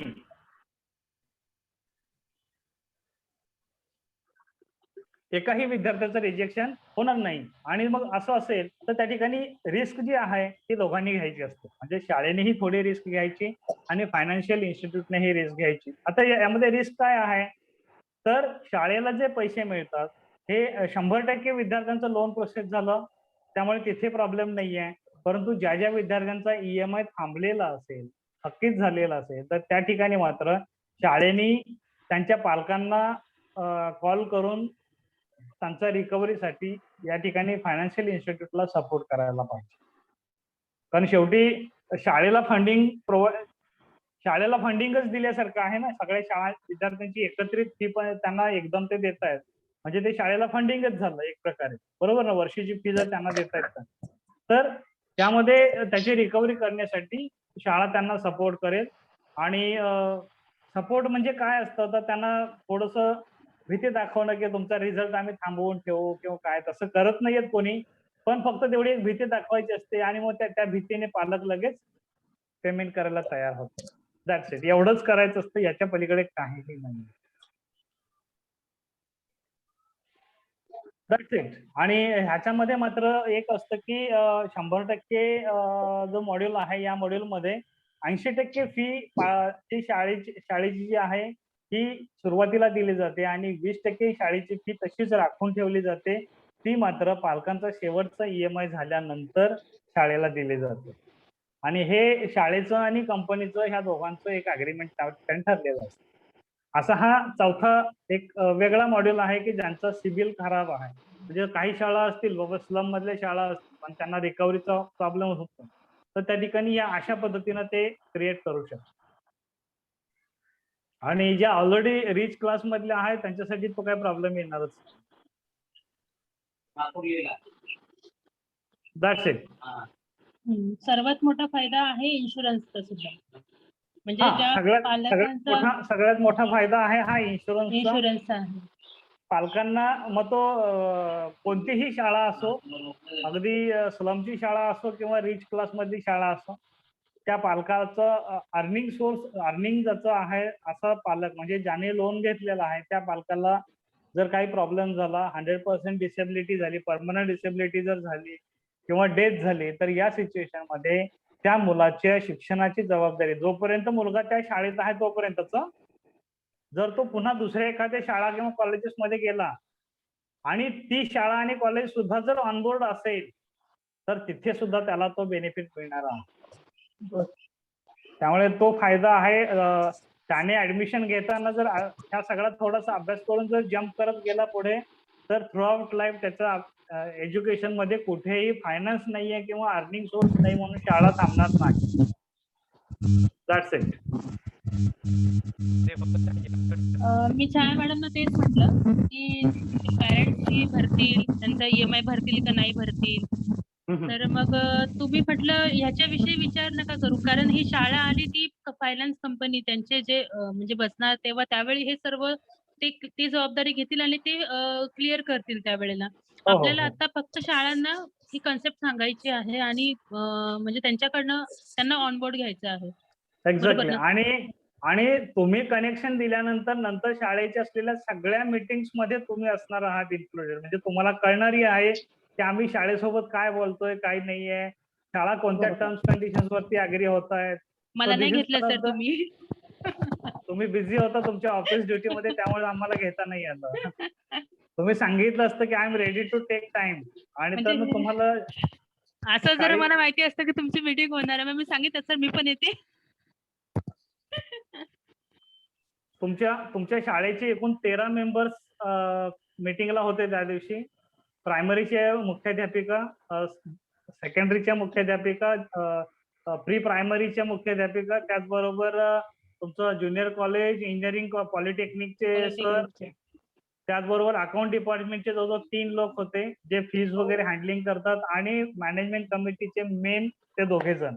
अशी एकूण 11 लोक ते आणि मी आणि रिजनल हेड अशा आम्ही 13 लोकांची ती मीटिंग होती. आणि त्यामुळे फायदा असा झाला की ऑन दी स्पॉट त्यांना डिस्कशन करून डिसिजन घेता आलं. बरोबर. शाळेचे प्रिन्सिपल्स आहेत त्यांचे डाऊट्स काय असतील ते मॅनेजमेंटला कळाले, मॅनेजमेंटला काय सांगायचं आहे ते त्यांना कळालं आणि शेवटी फी साठी जे काय स्ट्रगल करतात त्यांनी त्यांचेही प्रश्न मांडले आणि everybody was agree and immediately मग त्या ठिकाणी डिसिजन घेणं सोपं झालं.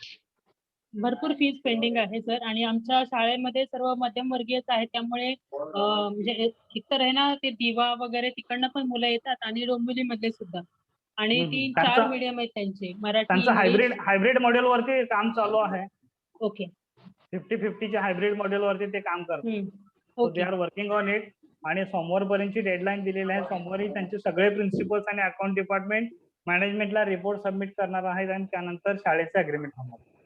ओके. म्हणजे they are also doing complete homework की बाबा यामध्ये आपला शाळेचा लॉस किती होणार आहे, शाळेचा प्रॉफिट किती होणार आहे. प्रॉफिट लॉस दोन्हीही शेवटी शाळेचा ओनर म्हणजे एक बिझनेसमन असतो. हो sir. Running school is a big business आणि त्यासाठी तो मग लॉस आणि प्रॉफिट या दोन्ही गोष्टी P&Lचं शीट चेक करूनच त्यांचं ते मंडेला ते फायनलाइज करतात. हो पण सर तुम्ही म्हणालेलात की तुझ्यासाठी मी स्पेशल एफर्ट्स घेणार आणि तुम्ही खरंच घेतले ते. म्हणजे त्यावेळी मी नव्हते एवढे घेतले पण तुम्ही ते एफर्ट्स घेतले त्यावेळेला म्हणून ते झालंय. खरं ते एकटीचं माझं नाही. मी फक्त एकदाच तुम्हाला ते रेफरन्स दिला होता त्या मॅडमना सांगितलेलं. बाकी सर्व तुम्हीच केलं. तुम्ही जर 2 मुख्याध्यापकांचे नंबर जर शेअर केले नसते तर कदाचित ते शक्य नव्हतं. मी डायरेक्टली प्रिन्सिपलला सांगितलं की मॅडम तुमच्या शाळेचे काही विद्यार्थ्यांचे पालकच आमच्यापर्यंत आलेले आहेत. तर सर हा एक सगळ्यांच्यासाठी हा महत्वाचा मुद्दा आहे. जर तुम्ही फेसबुक सांगितलं त्यांना पण मॅडमना पण आणि योगेश्वरांना पण फेसबुक वरती आणि व्हॉट्सअप वरती जर तुम्ही तुमचे बॅनर्स ठेवले तर पालक तुमच्याकडे स्वतःहून येतील की आमच्या शाळेमध्ये तुम्ही हे करा. आणि त्यावेळी मात्र सोपं होतं खूप काम. डायरेक्टली शाळेला फोन करायचं आणि सांगायचं की तुमचे काही पालक आमच्याकडे आलेले आहेत, या स्कीम मध्ये एंट्री करायला तयार आहेत, आर इंटरेस्टेड. खूप सोपं होतं नंतर आपल्याला पुढे जाण्यासाठी. जेव्हा शाळेचे पालकच डिमांड करतात तेव्हा शाळा सुद्धा विचार करते, यार चला पालक तयार आहेत म्हटल्यानंतर आपल्याला फक्त बघायचं की आपला लॉस किती आहे आणि आपला प्रॉफिट. इज इट क्लिअर नाव? सगळ्यांना सगळे डाऊट्स क्लिअर झाले? ओके.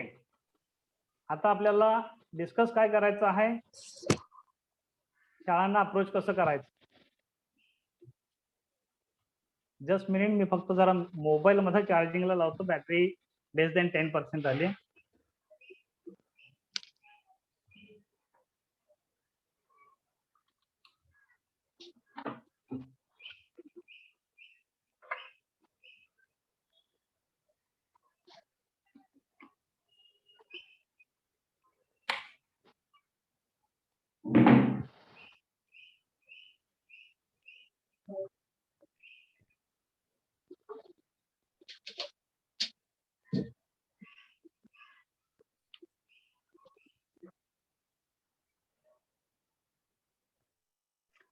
ओके. आता प्रश्न आहे पुढचा की शाळांना अप्रोच कसं करायचं. त्यामधला एक मुद्दा आता मी तुम्हाला सांगितला. जर तुमच्याकडे अगदी एका जरी विद्यार्थ्याच्या पालकांच्याकडून जर रिक्वेस्ट असेल तर तुम्ही डायरेक्टली शाळेला सांगू शकता की तुमच्या पालकांच्याकडून आम्हाला रिक्वेस्ट आलेली आहे की आमच्या शाळेमध्ये हा प्रोजेक्ट रन करा. जर असं कोणी नसेल तर तुम्ही डायरेक्टली त्यांना कॉल करायचं आहे आणि सांगायचं आहे. काय सांगाल वर्षा मॅडम? म्हणजे समजा आता मी सांगेन शाळेमध्ये की ते म्हणतील तुम्ही हा कोण बोलताय, तर म्हणजे ऍक्च्युली मी संध्याकाळचा कॉल करते त्यामुळे मला बऱ्याचदा ते कधी कधी वैतागलेले सुद्धा भेटतात. तर मग मी त्यांना सांगते की मला तुमच्या शाळेतनं म्हणजे तुमच्या पालकांनी कुठल्या तरी आमच्या पोस्ट सरांकडे नंबर दिला होता. मला माझा तो जो डाटा आहे नंबरचा तो मला आमच्या कंपनीकडनं मिळाला हे त्यांना नंतर सांगते मी. पण आधी सांगते असं की की असं असं आमचं फीचं हे आहे, फी फायनान्सिंग करतो. तर त्यामुळे मग तुमच्याच अशा शाळेतल्या पालकांची अशी मागणी आहे की या प्रकार माझी गडबड झाली सर. तर मी व्यवस्थित बोलते सर, आता माझी गडबड झाली खूप. Okay okay, no no problem. तुमची काय परीक्षा घेत नाहीये आम्ही. तर तुमची ओळख त्यांना द्यायची आहे कॉल केल्यानंतर. तुम्ही कोण आहात? तर तुम्ही actually sir Jinesh India Yogesh सरांनी बघा त्या दिवशी तुम्ही जो दिला होता ना बोलतोय. इंग्लिश मधला, तो जो मराठीमध्ये योगेश सरांनी केलेला आहे ते तर सुरुवातीला इंट्रोडक्शन द्यायला सोपं आहे. खूपच सोपं आहे. योगेश सर हा. तुम्ही ग्रुपमध्ये शेअर करा म्हणजे सगळ्यांच्यासाठी त्याचा फायदा होईल सर. हा, ते आपण छाया जो मॅडमना पण मी तेच सांगणार करेक्ट होते. करून जो तुम्हाला मी दिलेला आहे तो शेअर करा. तो सेकंड पार्ट आहे. हो सर चालेल. हा, म्हणजे दोन्ही मध्ये करतो, सगळ्यांच्यासाठी. इंग्लिश आणि मराठी. हो हो, इंग्लिश आणि मराठी दोन्ही. तर त्यामध्ये लिहिलेलं आहे की तुम्ही कोण बोलताय, तर Jinesh India research and training institute मधून तुम्ही बोलताय. आणि त्यानंतर दुसरं सेंटेन्स असं आहे की तुम्ही फायनान्स पेअर ही फायनान्सिंग करणारी जी कंपनी आहे तिची आपल्याकडे चॅनल पार्टनरशिप आहे. आणि या ठिकाणी तुमच्या शाळेच्या फी रिकव्हरी संदर्भात आणि तुमच्या शाळेला फी फायनान्सिंगच्या संदर्भात आम्ही सपोर्ट करू शकतो विदाउट इंटरेस्ट. ओके, म्हणजे फी फायनान्सिंग विदाउट इंटरेस्ट. आणि हे एवढंच सांगायचं आणि त्यांना सांगायचं की याच्यामधून तुमचा काय फायदा होणार आहे, तर your institute will get fees from 100% student without hustle. That's it. एवढंच सांगायचं. तुम्ही जर इंटरेस्टेड असाल तर सांगा, तुमचा ईमेल आयडी द्या आणि आम्ही तुम्हाला बाकीची इन्फॉर्मेशन ईमेल करून तुमच्या मॅनेजमेंट बरोबर आम्ही डिस्कस करू. एक तुम्ही या मॅनेजमेंट सोबत जर डायरेक्टली प्रिन्सिपलनी वगैरे फोन उचलला तर प्रश्नच नाही, मॅनेजमेंट बरोबर मीटिंग लावून घ्यायला. मग त्यांना सांगायचं की तुम्हाला आम्ही सगळे डॉक्युमेंट्स वगैरे क्लिअर पाठवून देतो, जे काही डिटेल्स आहेत कंपनीचे ते सगळे तुम्हाला पाठवून देतो. आणि त्यानंतर तुम्ही हे सगळं डिस्कस करण्यासाठी आमच्या सरांच्या सोबत एक मी मीटिंग तुम्हाला एक अपॉइंटमेंट घेऊन एक मीटिंग शेड्यूल करून देऊ शकतो. एवढंच बोलायचं आहे. याच्यापेक्षा जास्त त्यांना फोनवरती हा कन्सेप्ट समजावून सांगण्याचा प्रयत्न करू नका. ओके, त्यांना एवढंच सांगा की हे मागापासून जे काही सांगितलं हे फक्त तुमच्या माहितीसाठी आहे.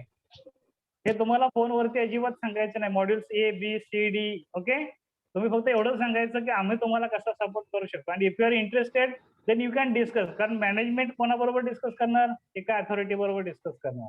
तर त्यांना सांगायचं की बाबा आमच्या कंपनीचे डायरेक्टर आणि फायनान्स पेअर कंपनीचे रिजनल हेड यांच्यासोबत मी तुम्हाला कॉल शेड्यूल करून देऊ शकतो, किंवा मी कॉल शेड्यूल करून देऊ शकते. That's it. त्यांचा समोरून येस आला, ओके, नो आला, थँक्यू व्हेरी मच. ओके, एवढंच करायचं आहे आपल्याला. नो म्हणाला की नेक्स्ट अपॉर्च्युनिटी, पुढच्याला लगेच अपॉर्च्युनिटी द्यायला रेडी राहील. पण नो म्हणाला म्हणून अपसेट व्हायचं नाही. आपल्याकडे भरपूर शाळा आहेत, 2000 शाळा आहेत. आपलं टार्गेट आहे कमीत कमी 10 ते 20 शाळा आपल्याला टाईप करायच्या आहेत ॲट एनी कॉस्ट पुढच्या 3 महिन्यामध्ये. जर तसं झालं तर प्रत्येकाचा इन्कम या 3 महिन्यामध्ये काही नाही म्हटलं तरी 2-3 लाख रुपये, 5 लाख रुपये आपल्या अकाउंटला प्रत्येकाचे येऊन जातील. आपल्याला तो फोकस करायचा. या ठिकाणी बिझनेस जो जनरेट होणार आहे इज बाय डिफॉल्ट. आपला फोकस करायचा आहे की जास्तीत जास्त शाळा आपल्याला शाळा onboard कनेक्ट करता झाल्या येतील. पाहिजे. हो. आणि जास्तीत सर, जास्त शाळा ऑनबोर्ड केल्यामुळे फायदा असा होणार आहे की आपल्याला वर्षभर आपले ट्रेनिंग प्रोग्राम देण्यासाठी जास्तीत जास्त शाळा मिळणार आहे. हे अतिशय महत्वाचं. सर, बोला मी मॅडम. कालच बोलली छाया मॅडमना की तुम्ही ना आधी सरांचा ट्रेनिंग अटेंड करा, मग तुमचे काहीच मनात डाऊट राहणार नाहीत कधीच. हो हो हो हो, प्रश्नच नाही. त्यांच्या मुलीचं पण सर, करायचं तेवढं तुमचं पण करून घ्या. हा, छान मॅडम, सर तुमचे एक काय डाऊट प्रश्न? होता. हा, हो हो. मी काय म्हणत होते की समजा शाळेने किती पॅरेंट्स म्हणजे हे केले, तर जसं आपल्याला कसं कळेल सर?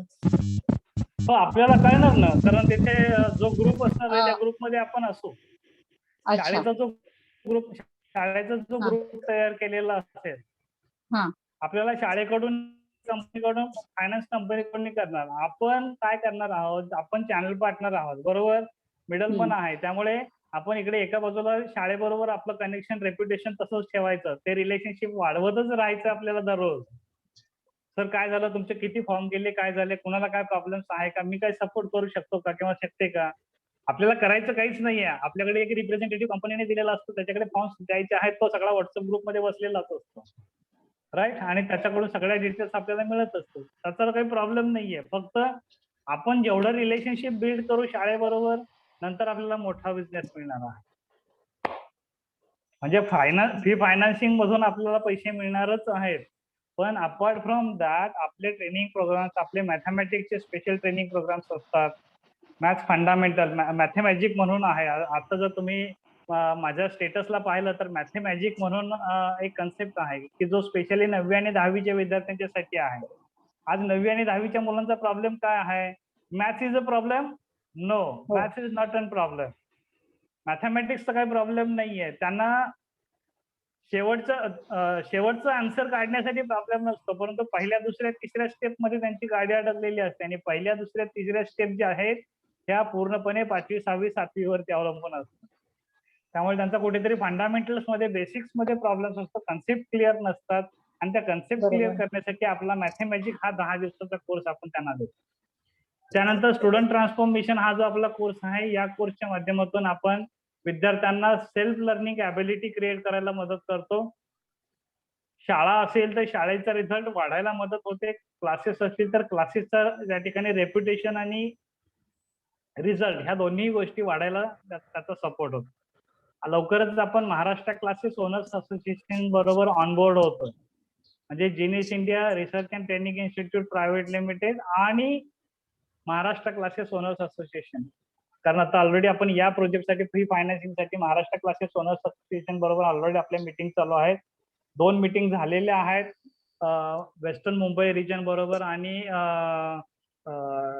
हे आपला दिवात टू खोपोली हा जो त्यांच्यासोबत. अजून बाकीचे रिजन सुद्धा आहेत. सगळ्यांच्या चेअरमनना मी ऑलरेडी तसा ईमेल पाठवलेला आहे आणि त्यांच्या व्हॉट्सअपवरती पण डेटा दिलेला आहे. काम चालू आहे. एकदा क्लासेस ओनर्स असोसिएशन आपल्यासोबत आले तर आणखी फायदा होणार आहे. कारण मी फायनान्स कंपनीला मी सांगितलेलं आहे की मुंबईमधल्या एक वेळ शाळा येणार नाहीत, पण क्लासेस सगळे येणार. आणि क्लासेस म्हणजेच काय, तर मुंबईमधल्या सगळ्या शाळा क्लासेसमध्ये आहेत.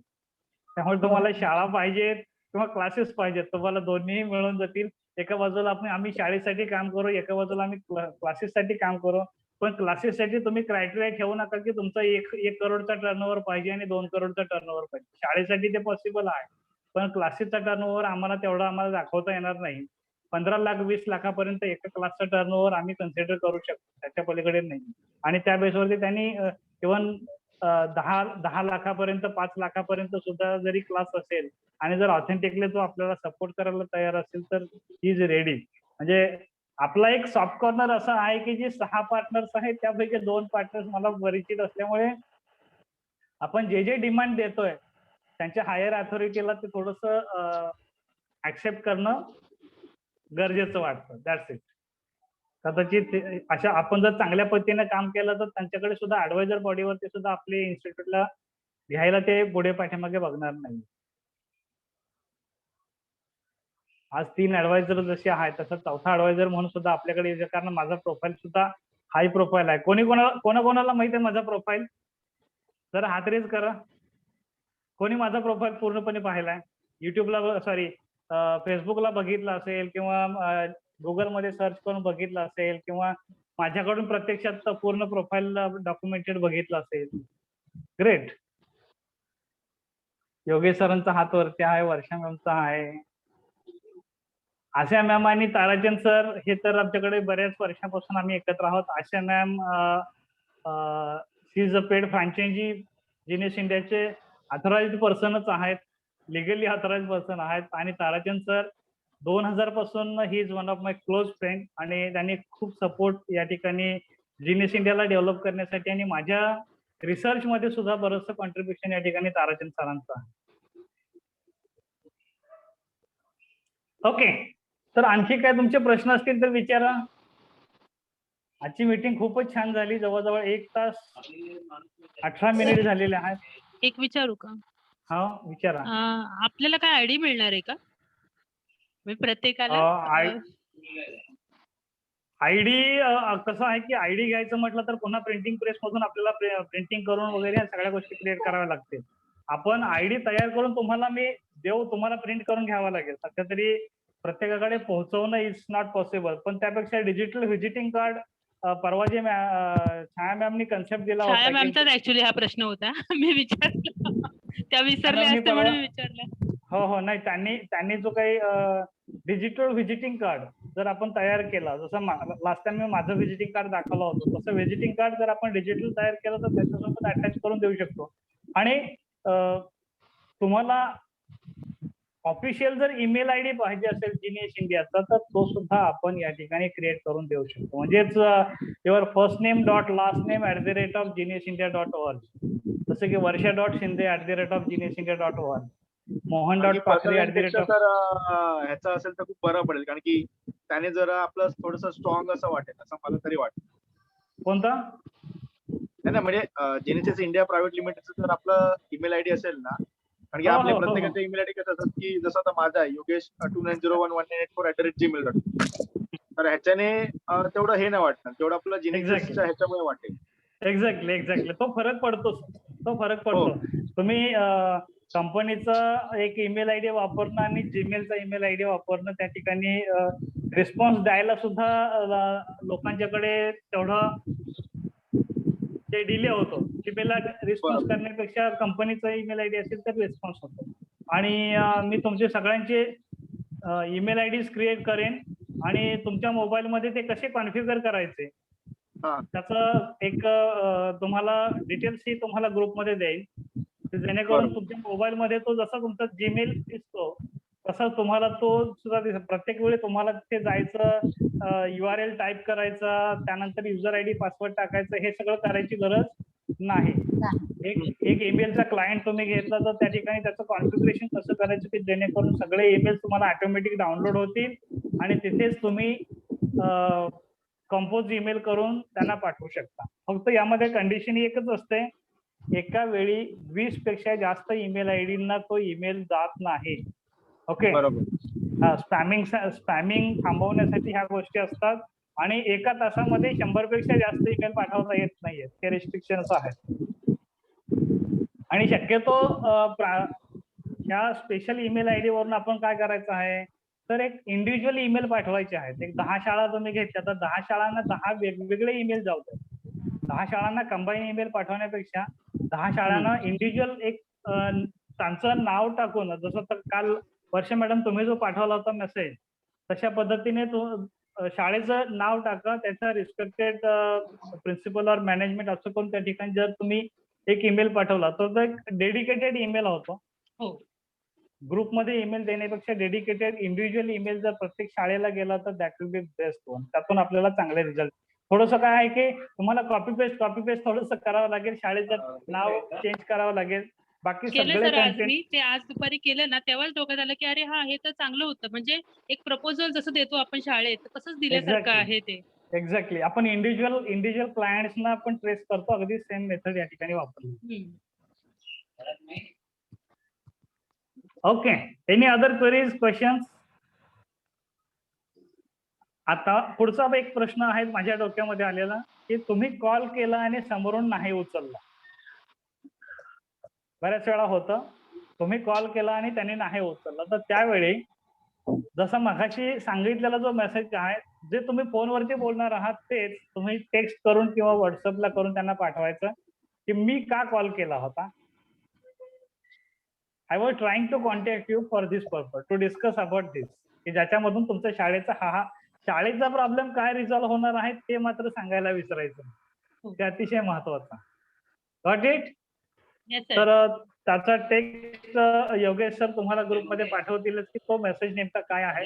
ऑलरेडी तयार केलेला आहे आणि सगळ्यांच्याकडून जर तसाच मेसेज गेला त्याचा रिझल्ट येतो म्हणून तो मेसेज आपल्याला जायचा आहे. Otherwise you can draft your on message and send it out. That is not an issue. Okay. Sir digital cards तर लवकर करून द्या ना. हो, डिजिटल कार्ड्स उद्या तुम्हाला मिळतील. कालचा पूर्ण दिवस माझं खूपच बिझी शेड्यूल होतं. रात्रीचा जर्नी करून मी आज सकाळी मुंबईमध्ये पोहोचलोय आणि कालच्या त्या ट्रेन मधून प्रवासामध्ये थोडासा त्रास झाल्यामुळे सकाळी उशिरा उठणं वगैरे हा प्रकार झाला. आल्यानंतर पुन्हा झोपलो आणि काही वर्क जे होतं ते पेंडिंग राहिलं. पण तरीही तुमच्या प्रत्येकाचे स्टेटस ठेवण्यासाठीचं एक हे आणि दुसरं तुम्हाला पोस्ट करण्यासाठीचा जो आहे तो हॉरिझॉन्टल मध्ये असेल आणि स्टेटसला आहे तो व्हर्टिकल असेल. तर तुम्हाला ह्या दोन्ही हे मी पाठवून देईन आणि त्या बेसवरती मग तुम्ही हे करू शकता. स्टेटसला तुम्ही जर कंटिन्युअस ठेवलं तर तुम्हाला तुमच्या ओळखीच्या लोकांच्याकडून लगेच विचारपूस व्हायला सुरुवात करेल आणि त्यांच्या माध्यमातून तुम्हाला शाळा मिळते. हो सर, येतात तसे. ते खूप सोपं होतं. नवीन काय आहे हे विचारण्यासाठी तुम्हाला मेसेज येतो आणि मेसेज आल्यानंतर लगेच ऑटोमॅटिकली ह्या गोष्टी तुम्हाला पुढे क्रिएट होतात. आणि त्याचबरोबर तुम्हाला आपले जे ट्रेनिंग प्रोग्राम्स आहेत त्याचेही मी एक प्रत्येकाला तयार करून देत जाईन की जेणेकरून तुम्ही ते डिस्प्ले कराल. त्यामध्ये तुमचा नाव आणि नंबर असेल. राईट. तुम्हाला जे काय मिळणार आहे ते सगळे तुमच्या नावाचे असतील. तर ईमेल आयडी हो, आम्हाला एक जीनियस इंडियाचा ईमेल आयडी आज संध्याकाळीच तुम्हाला सगळ्यांना मिळून जातील. Don't worry about. चालेल सर. ठीक आहे ना.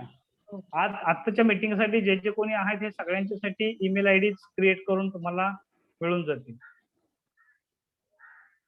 Anything else you want to say? Sanjay sir तुम्हाला काय विचारायचं आहे का? मागापासून शांत आहात तुम्ही. हा, माईक बंद आहे सर तुमचा. माईक हा, आवाज येत नाही. माईक चालू आहे. नाही, माईक आता चालू आहे परंतु त्यांचा आवाज येत नाही आपल्याला.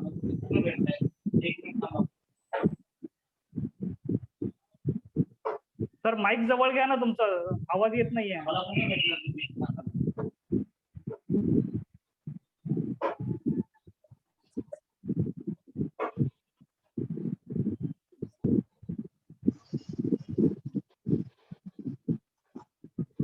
ओके, योगेश सर तुम्हाला काय विचारायचं? नाही सर, आज खूप डाऊट क्लिअर झाले. आता थोडा कॉन्फिडन्स आला.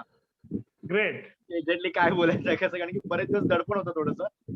भले वर्षापर्यंत किती सपोर्ट केलं तरी, कारण की जोपर्यंत आपण आपल्या शाळेशी जोपर्यंत कॉन्टॅक्ट करत नाही तोपर्यंत हे सगळं येणार आणि त्यांनी कॉन्फिडन्स दिला आणि तुम्ही पण आज ज्या पद्धतीने सगळं हे आम्हाला समजावलं की एक्झॅक्टली त्याच्यामध्ये काय काय माहिती कशी कशी पद्धतीने कोण कोण तुम्ही किती जणांना ओळखता त्याच्यामुळे बरोबर. कसं की आणखीन एक हे झालं की विश्वास जास्त आणखीन वाढत चालला येस आणि ही संधी जास्तीत जास्त आपण जेवढी ग्रॅप करू तेवढे आपल्याला म्हणजे अर्निंग करण्याची जास्त संधी आहे.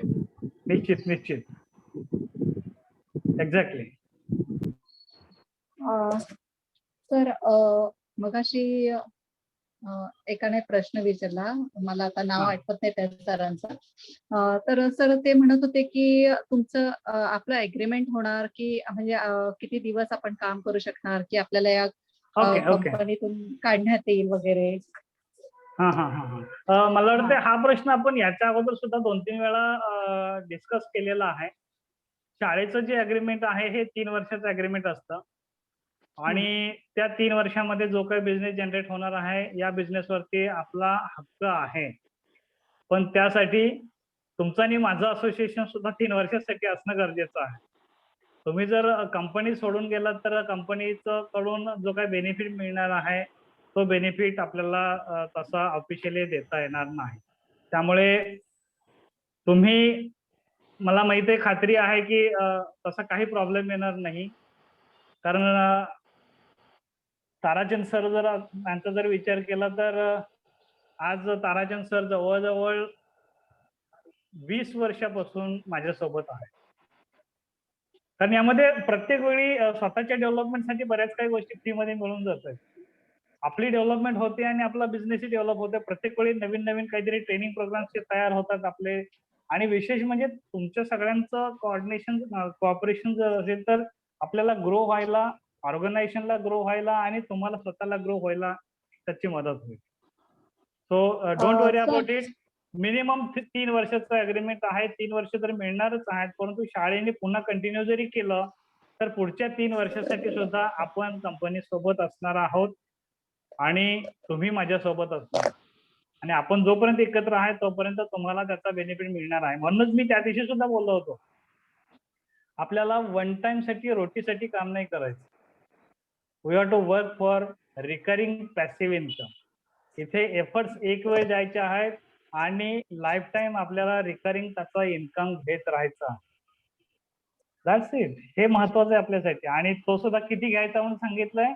Your passive income should be greater than your expenses. आणि जर जेव्हा तसं असेल तर मग माझा खर्च भागवण्यासाठी मला काय करायचं म्हणून ती डोक्यादोकी आपली होणार नाही आहे. कारण खर्च करण्यासाठी लागणारे पैसे सगळे इकडून पॅसिव्ह मधून येणार आहेत आणि मग ऍक्टिव्ह मध्ये तुम्हाला जे आवडते ते तुम्ही नंतर करू शकता.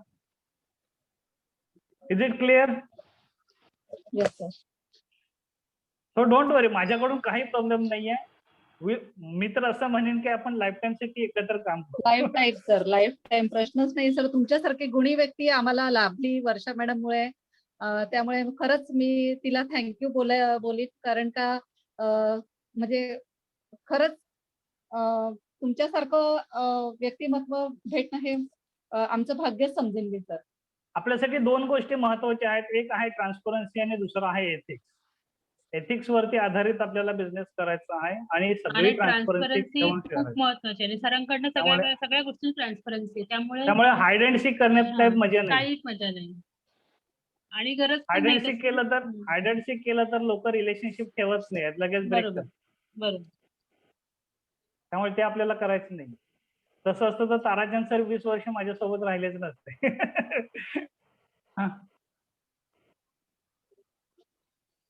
Any other queries? आणखी काय विचारायचं आहे? अविनाश सर, सगळे डाऊट्स क्लिअर झाले का? हो सर. हो, तुमच्या चेहऱ्यावरचा ग्लो आणि स्माइल सांगतोय ते. आणि आमच्या जिल्ह्यासाठी काहीतरी बघा सर. निश्चित आपण विचार करूया सर. मी काम करतो, तुमची रिजनल हेड तुम्ही आणि मी 3 जण कॉन्फरन्स मध्ये फोन कॉल वरती शक्य झाल्यास आज किंवा उद्या येऊ. ओके, बरं, चालेल. आणि त्यांचा प्रश्न एकच आहे की आपण जेवढं सेकंड कॅटेगरी मधल्या किंवा थर्ड कॅटेगरी मधल्या ठिकाणी जेव्हा आपण जम्प करू तिथे रिकव्हरीचा त्यांना एक्सपिरियन्स नाहीये किंवा रिकव्हरीसाठी त्यांना प्रॉब्लेम येईल असं वाटतं. आणि म्हणून ओके. शक्यतो ते लोक त्या ठिकाणी द्यायला तयार नाही. हम्म.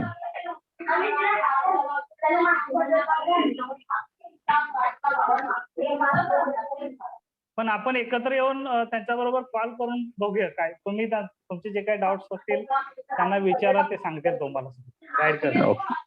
चालेल सर. माझा त्यासाठी फुल सपोर्ट आहे. स्पेसिफिकली तुमच्या इन्स्टिट्यूट साठी तरी मी प्रयत्न करेन, बाकीच्यांचं माहित नाही. बरं. आणि तुम्ही तिथे थांबून जर करणार असाल इकडे काम तर काहीच प्रॉब्लेम नाही. आपल्याकडे डेटाबेस वरती आपल्याला ऑनलाईन काम करता येईल. चालेल सर तसं. म्हणजे तुमच्याकडे जरी त्यांनी नो सिग्नल जरी रेड सिग्नल जरी दिला तरी तुमचं काम थांबणार नाहीये. तुम्ही मुंबई आणि पुणेला टार्गेट करू शकता. मुंबई पुणे नागपूरला आपल्याला टार्गेट करतो. नाशिक नाही का सर त्यात? नाशिक पण अजून त्यांनी घेतलेलं नाहीये. ओके. बँगलोर आहे, हैदराबाद आहे, चेन्नई, कलकत्ता, दिल्ली, मुंबई हे सगळे आहेत. मुंबई, नागपूर, महाराष्ट्रामध्ये मुंबई, नागपूर, पुणे 3 आहेत. थोडक्यात त्यांनी टॉप 15 मधून काही टॉप 15 सिटीज ज्या आहेत इंडियामधल्या तिथे ते फोकस करतात. आणि न्यू फायनान्स जे आहे, न्यू फायनान्स तर त्यांचा अगदी 4 मेट्रो आणि हैदराबाद, बँगलोर आणि पुणे एवढंच आहे त्यांच्या 7 सिटी. त्याच्या बाहेर न्यू फायनान्स करतही नाही. आणि न्यू फायनान्सचं एक काही फिक्स मॉड्यूल नाही, खूपच व्हेरिएशन्स आहेत आणि त्याचा स्टडी करणंच अजून मला ते पॉसिबल नाही झालं. त्यामुळे मी ते सध्या स्टडी मोड मध्ये ठेवलेलं आहे. आपल्याकडे दोन्ही कंपन्यांचं चांगलं पार्टनरशिप आहे. ठीक आहे. ओके. आणखी काही क्वेरीज असतील तर विचारा. Otherwise we can say that our meeting is our training part is over. तसं ट्रेनिंग तसं रेकॉर्डिंगला ठेवलेलं आहे. रेकॉर्डिंग सक्सेसफुल जर झालंच आपल्या मीटिंग संपल्यानंतर, कारण ते प्रोसेसिंग होतं, प्रोसेसिंग जर क्लिअर झालं तर पुन्हा मी ते ग्रुपमध्ये पाठवतोच. म्हणजे तुम्हाला पुन्हा ते रिपीट करता येईल. जर काय तुमचे डाऊट्स असतील तर ते फास्ट फॉरवर्ड करून तुम्हाला बघता येईल. Okay. So thank you very much. तुम्ही सगळ्यांनी अर्धा तास 1 तासाच्या ऐवजी जवळजवळ 1.5 तासाहून अधिक कालावधी दिलेला आहे. 6:34 झालेले आहेत आणि तरीही आपण एवढ्या एनर्जीने सगळे आपले प्रश्न आणि समस्या आपण डिस्कस करतोय. So thank you very much for everyone. Chhaya ma'am, तुमचे सगळे डाऊट्स झाले क्लिअर आता? Any other query? हो. नाही. ओके. जरी काही इथून पुढे जरी डाऊट्स आले तरी ग्रुपमध्ये डायरेक्टली क्वेश्चन टाका, म्हणजे काय त्याची माहिती सगळ्यांनाच मिळून जाईल. बरोबर. इंडिव्हिज्युअल विचारलं तरी हरकत नाहीये. ग्रुपमध्ये जर विचारलं तर सगळ्यांनाच त्याचा फायदा होईल. बरेच लोक काही क्वेश्चन असताना असं वाटतं सर हे सिली क्वेश्चन आहेत, मी हे ग्रुपमध्ये टाकले पाहिजे की नाही, कोणी काय विचार करेल, ओके ते ग्रुपवर टाकत नाही. काही विचार करण्यापेक्षा तुम्ही टाकत जा, म्हणजे आपल्याला पण काय टाका. एक परिवार आहे आपला. फायदा काय होतो सांगतो छाया मॅम. तुम्ही प्रश्न विचारणारे आहात, बाकीचे असेच बरेचसे मेंबर्स असणार आहेत की जे विचारतच नाहीयेत आणि त्यांना ते ऑलरेडी प्रश्न विचारलेले असतात आणि ते मी विचारू की नको म्हणून थांबलेले असतात. तर कोणीतरी इनिशिएटिव्ह घ्यायला पाहिजे. भले तो छोटा प्रश्न असेल, मोठा प्रश्न असेल, सिली वाटला तरी तो सिली नसतो. लक्षात घ्या, प्रश्न हा प्रश्नच असतो. आपण तसं कन्सिडर करू आणि त्याला चालेल सर, टाकत जाईल. We should respect each and every question. चालेल, टाकेल. हो. Yes, sir. Thank you very much. And I am declaring now our okay. Thank you everyone. Declaring now meeting is over. Thank you very much. Thank you. Bye everyone. Bye sir. Bye everyone. Bye.